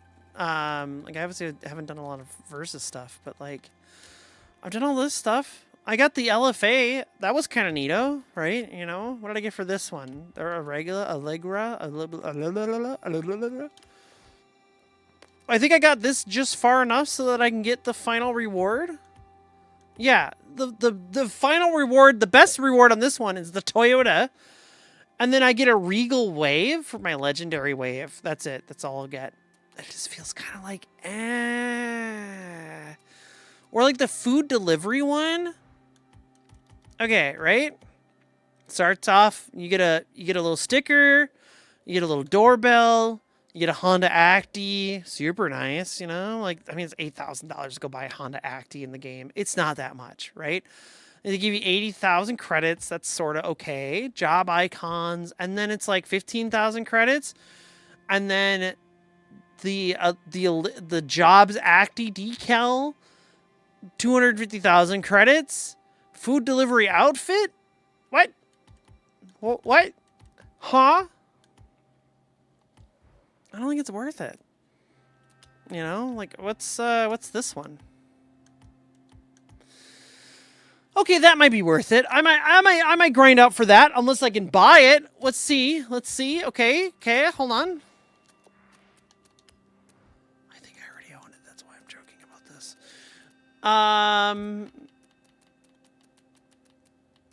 Nissan, right? I have the black edition. Okay, maybe I don't own this car. Maybe I don't own this specific GTR, right? I got the black edition. I don't think that was the black edition. So that car might be worth for me grinding out, right? Not Horizon Life Events. So Japan versus Toge. So that's a different GTR I could get. I don't have that one yet. Yeah, I don't know. Oh, so you could just buy it. Yeah, okay. So, like, why aren't any of these exclusive in any capacity? I did this because I like the mechanic outfit. Now I have a different outfit. So, but this is easy. Just upgrade everything in your garage. You know, you're going to do that anyway, right? Most of the reason these are even done, because I haven't done all the friends ones. I don't even know who this person is. Wait, who is this? Oh, is it? I just have to listen to the radio stations? Yep. I haven't listened to the radio stations. It's the only reason I haven't done all these. And what will I get for it? 150,000 credits. All right. I guess I gotta listen to the radio stations. A lot of the final rewards are just meh. Then going towards some of them, it's do so. Yeah, and it's like completion. I understand some completionist rewards and whatnot won't have the best endings to them, but like I don't know.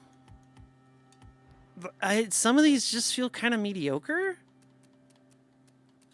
Like the food delivery one could be so much better. They could have done more food delivery jobs. They could have done funner custom tracks for those. I think it'd be really funny if like, okay, you got to do a food delivery, but you got to go through this loop-de-loop. I'm in the May outfit. God damn it. But they could have done some like crazy food delivery stunts for the humor of it. It's Forza. You're ridiculous already. You said, hey, let's put 10,000 street racers on the roads and act like that's normal, but then we need realism for the food delivery mini game. We don't need that. What's my reward for this? Okay, that might be worth. That's a Forza Edition Vivio. That's probably worth me going through this and getting those done, right? I guess, yeah, I wouldn't mind a time attack car, right? I like the time attack cars. I think they're cool. I already have that. What else do I have here? The gun show. Ooh. Okay, GT4, probably nice. I'll get that eventually. I'm not worried about that. I will do all the rivals in this game as well. Yeah, Opal, I think you can buy that. I'm pretty sure you can buy that. I don't know about the Pro Truck 2. I don't think you can.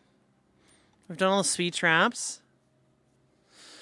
We've done the Horizon Stunt Party stuff a lot, but we haven't done Wreckage. It's one I never find. Bot Butcher 2. Thank you for the follows. Welcome on in. Hope you're here to butcher the bots. Yeah, I just get one super wheel spin for this? Bruh. Yeah, rubber ducky, silver space helmet, super wheel spin, Alfa Romeo TZ2, kind of nice, super wheel spin, snap. But that one takes a while, right? You know? Horizon Legend. Yeah, this is the Green Crown. We already went over that one. What's the playlist? What am I missing from the... Oh. I haven't completed a Toge Showdown? Oh, that was when I got sick. Because there was a Toge Showdown one. Yeah. Oh, man, I'm missing my... I get a little hat, right? There's a little... The koi hat. Yeah. So, I don't know. Sometimes I feel like some of the rewards don't feel like they're super worth it. And I think that drives people away from completing some of this. But also the story just kind of slumps off. You get to Legend Island and the story's just done. And it's like, huh. That's it, huh? That's all there is? Okay. You know. And yeah, I'm trying to take as many pictures as I can. But, you know, I can only take so many pictures. I only got so many ability to take all the pictures. I took it twice.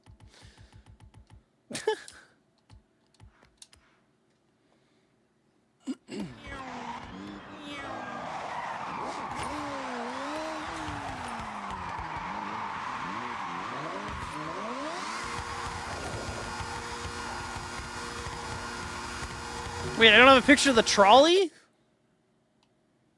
I said I don't have a picture of the trolley P50. Yeah, the P50. I don't have a picture of the P50.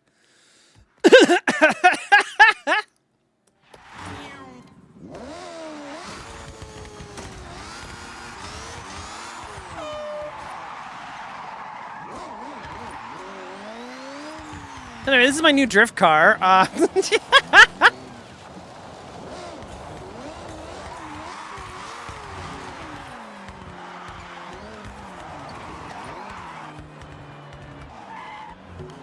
think if I take my gearing though and I shift it in a little bit more, and then expand these out a little bit more.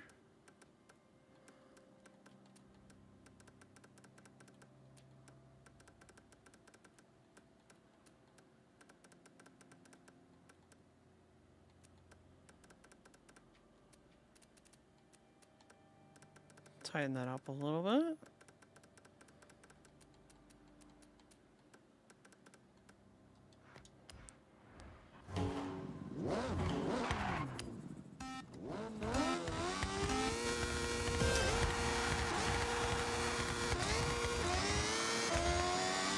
There we go. Gripped up nice and nice and tight there. A little bit earlier.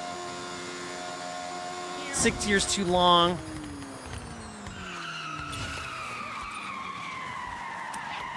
Stop! Ridiculous. I think there's an Xbox achievement, so I guess achievement hunting is really the goal there. I don't know. It still feels kind of like, is it really worth it?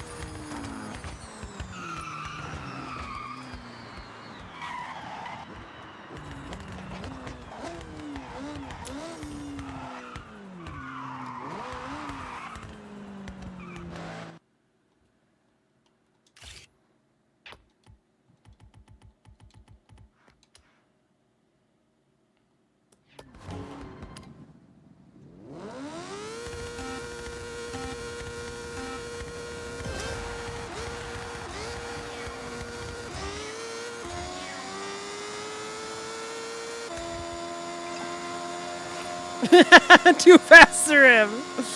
Arrived at your Yeah, I destination. think we can get I think we can get a little bit quicker with adjusting my rear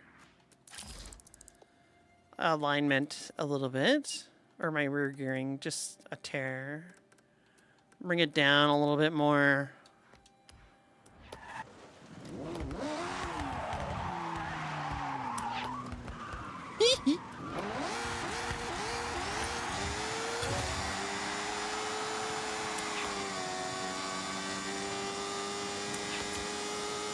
The Robin's probably still the best choice for this, just because you can. I think you can get bigger tires in the Robin Supervan. I should have one too. We can try it.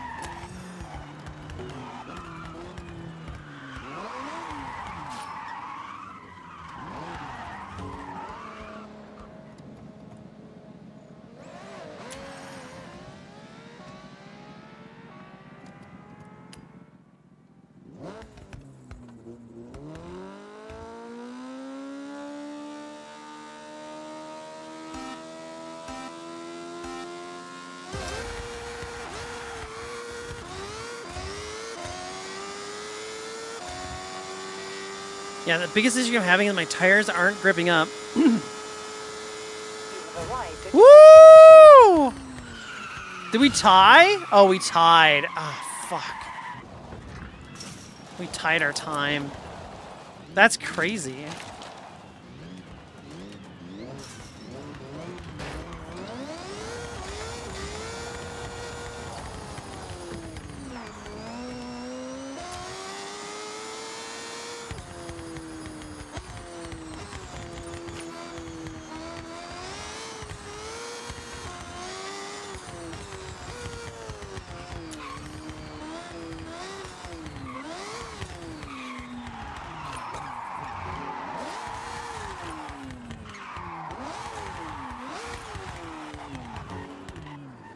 All right, let's try that again.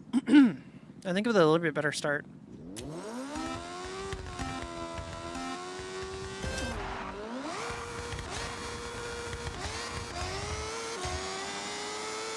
Yeah, it's too slow on second and third. You have arrived at your destination.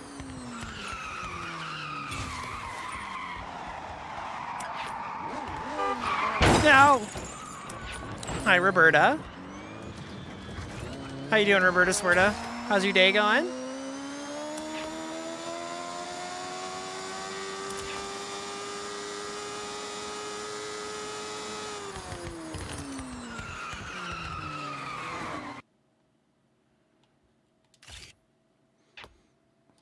I needed it. I didn't have a picture of it yet. It came in the welcome pack?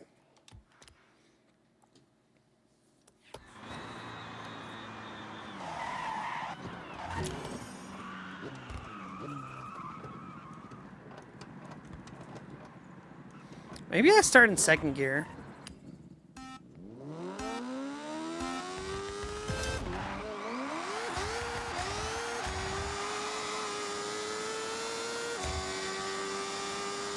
It's gonna be slower.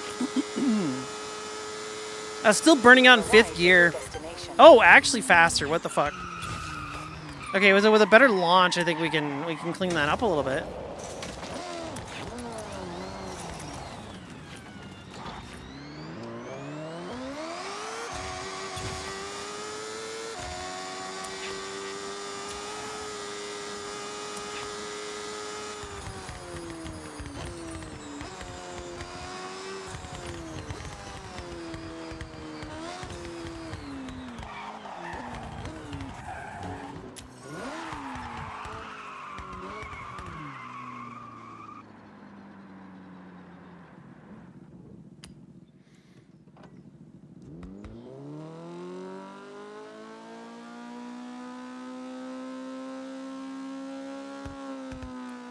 Three, two, one, go! Much better. I don't think it's faster because I kind of fucked up on it. Oh, it is actually faster! Oh my god, much better. We fucking crushed it! Holy shit.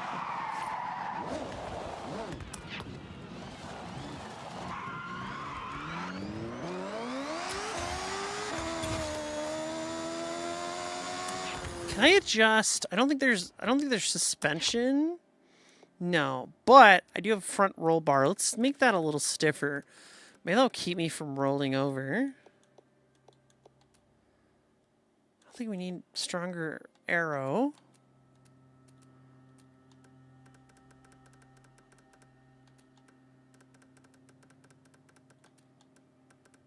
I don't know why I got a rear diff.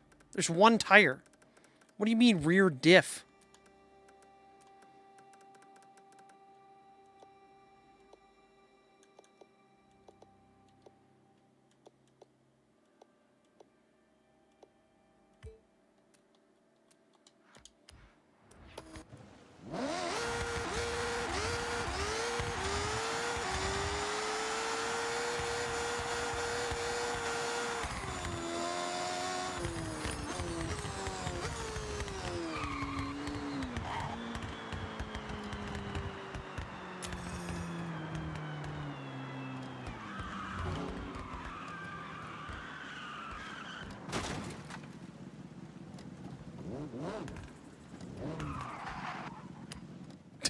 Thank you. Okay, second gear again.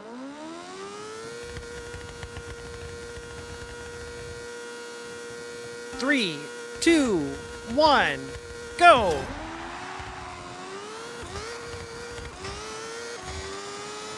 Yeah, third gear I gotta figure out a little bit better. I'm hesitating on third gear. You have arrived at your Yep. destination.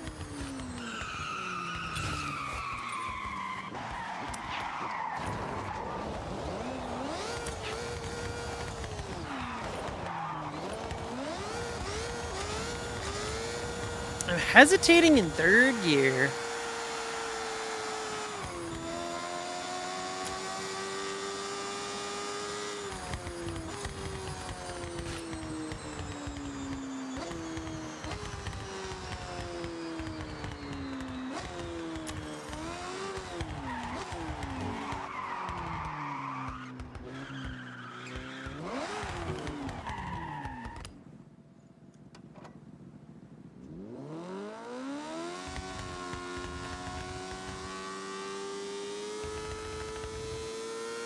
Three, two, one, go! Perfect! Perfect! I think I could start it in third gear if I half throttle it. You have arrived at your destination. Even more time off. I think third gear is now the way to do it. Because I think I can keep it from twisting now that I have that front end so stiff. I can also try overinflating the front tires to see if that gives me a little bit less grip up front, which may translate into less drag. I don't know if that's how this game works, but that's how it would work in real life.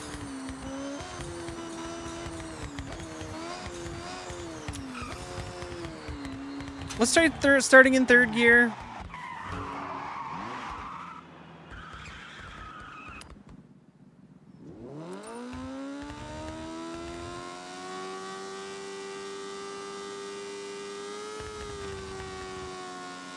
We're ready to go.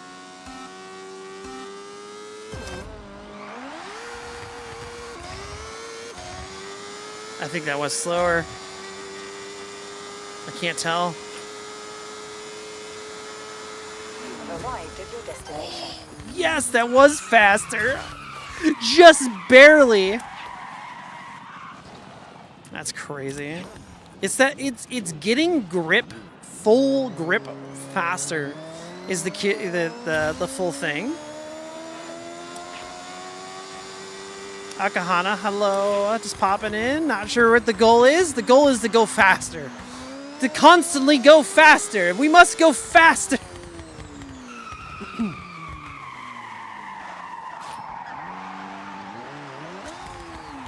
I'm just trying to get a higher score on the leaderboard. Oh.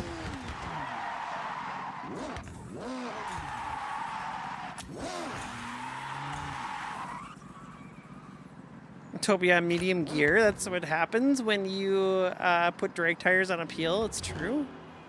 It's very appealing. Go faster by somebody pushing you from behind. That's cheater talk. I don't need a cheater to go faster.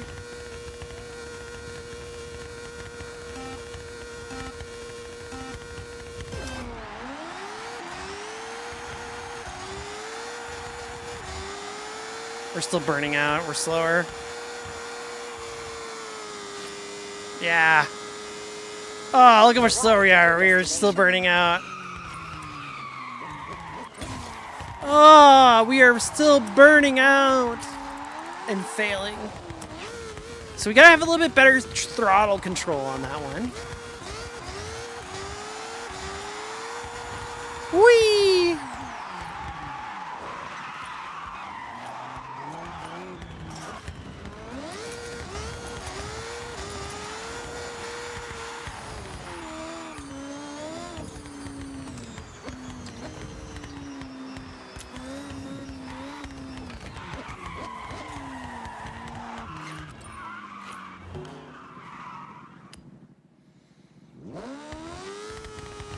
Little bit better throttle control.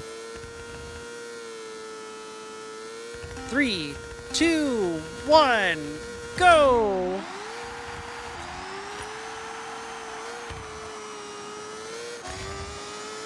Skidding out for a long time again. It's not good. Yeah, look at it again.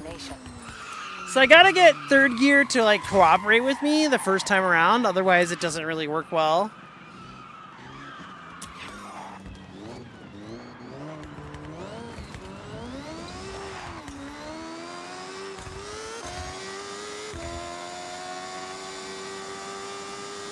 Yeah.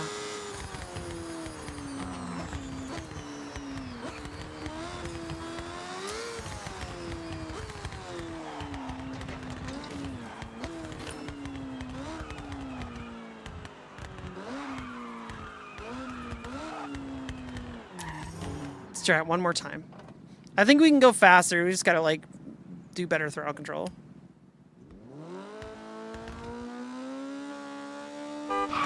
Ow!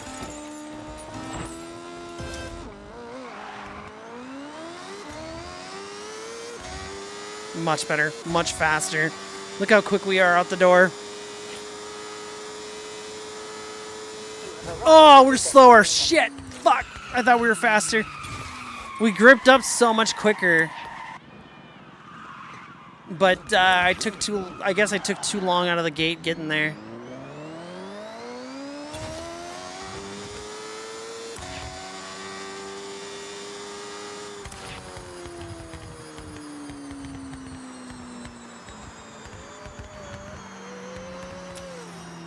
One more try, one more try. We can do it, we can do it. I believe.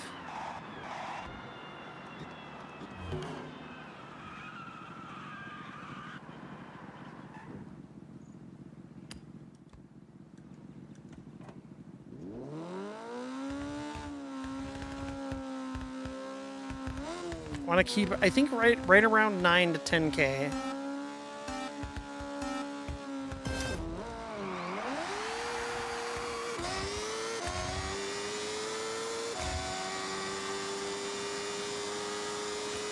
Come on, baby. This look good. Too slow. Fuck. We tried. We tried really hard, and actually, Peel worked pretty good, but was not quite fast enough. Let's try that again. I'd say it was fun. It was fun exploring all the little bits and bobs of the world that we weren't supposed to see, and kind of exploring those, and looking at the trains and stuff like that. Very fun.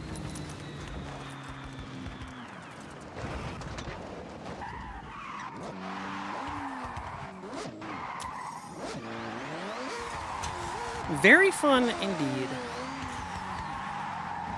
However, that being said,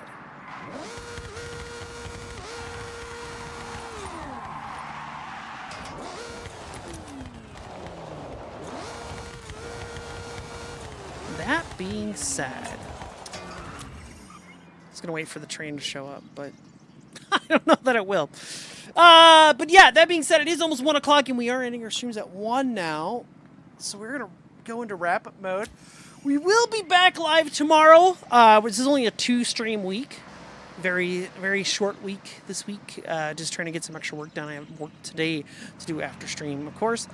So I'll be working on that. I'll be working on some more model stuff. Yeah, we're giving me a little refresh.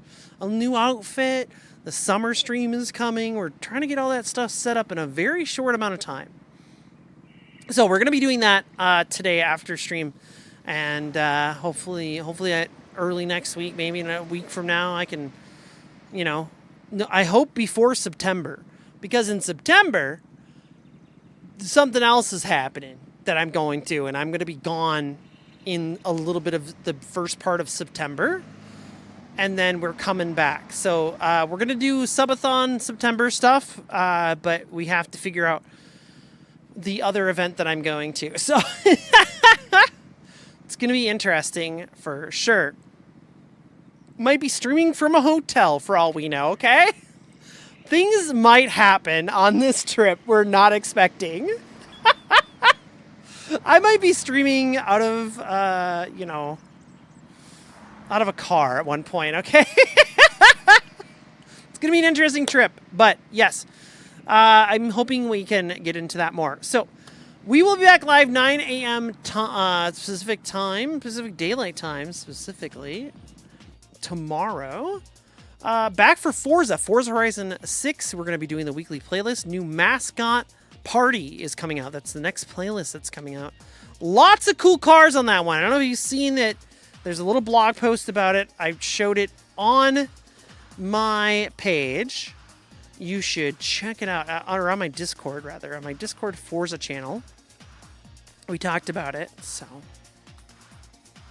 Night good have. You as well, Motor Raptor. Yeah. Bow, bow, bow, bow, bow, bow, bow, bow. Just looking through my list of people. See who's live. Who's doing what. Moe's doing a Seattle scavenger hunt. Oh, let's see what's going on there. I don't get a chance to raid Moe very often. They're not usually live when I'm live. Let's go say hi to Moe QQ. It's been a long time. Bow, bow, bow. All right, we've got the raid started. We'll chat. It's been a blast today. I really do appreciate you being here. I'm trying to think of any other updates of September, then October stuff to look forward to. October, we're gonna do our usual theming for October. Maybe we'll go back to Cult Week. Gonna join the Driftless cult. Become part of my cult, and we'll all do evil worshipping things for Halloween. But yeah, fun event planned for October. November's gonna be pretty chill, and then back for a little bit more fun for Christmas this year. Yeah. Expect some Lego streams in the future. I want some Lego sets. I got some Lego sets to build, and we're gonna do some chill building Lego streams. We're gonna do that stuff as well. So some fun stuff coming down the pipelines. And we're going to keep pumping out the content here very shortly. As always, folks, I just want to say thank you so much for being here. Stay safe. Be good to one another. And we'll see you all next time! Goodbye, everybody. Take care. Let's go say hi to Moe QQ. The rating message. We're all a little nuts, but not as nuts as this Driftless raid! Or just say hi. Either way. We'll see you there! Bye!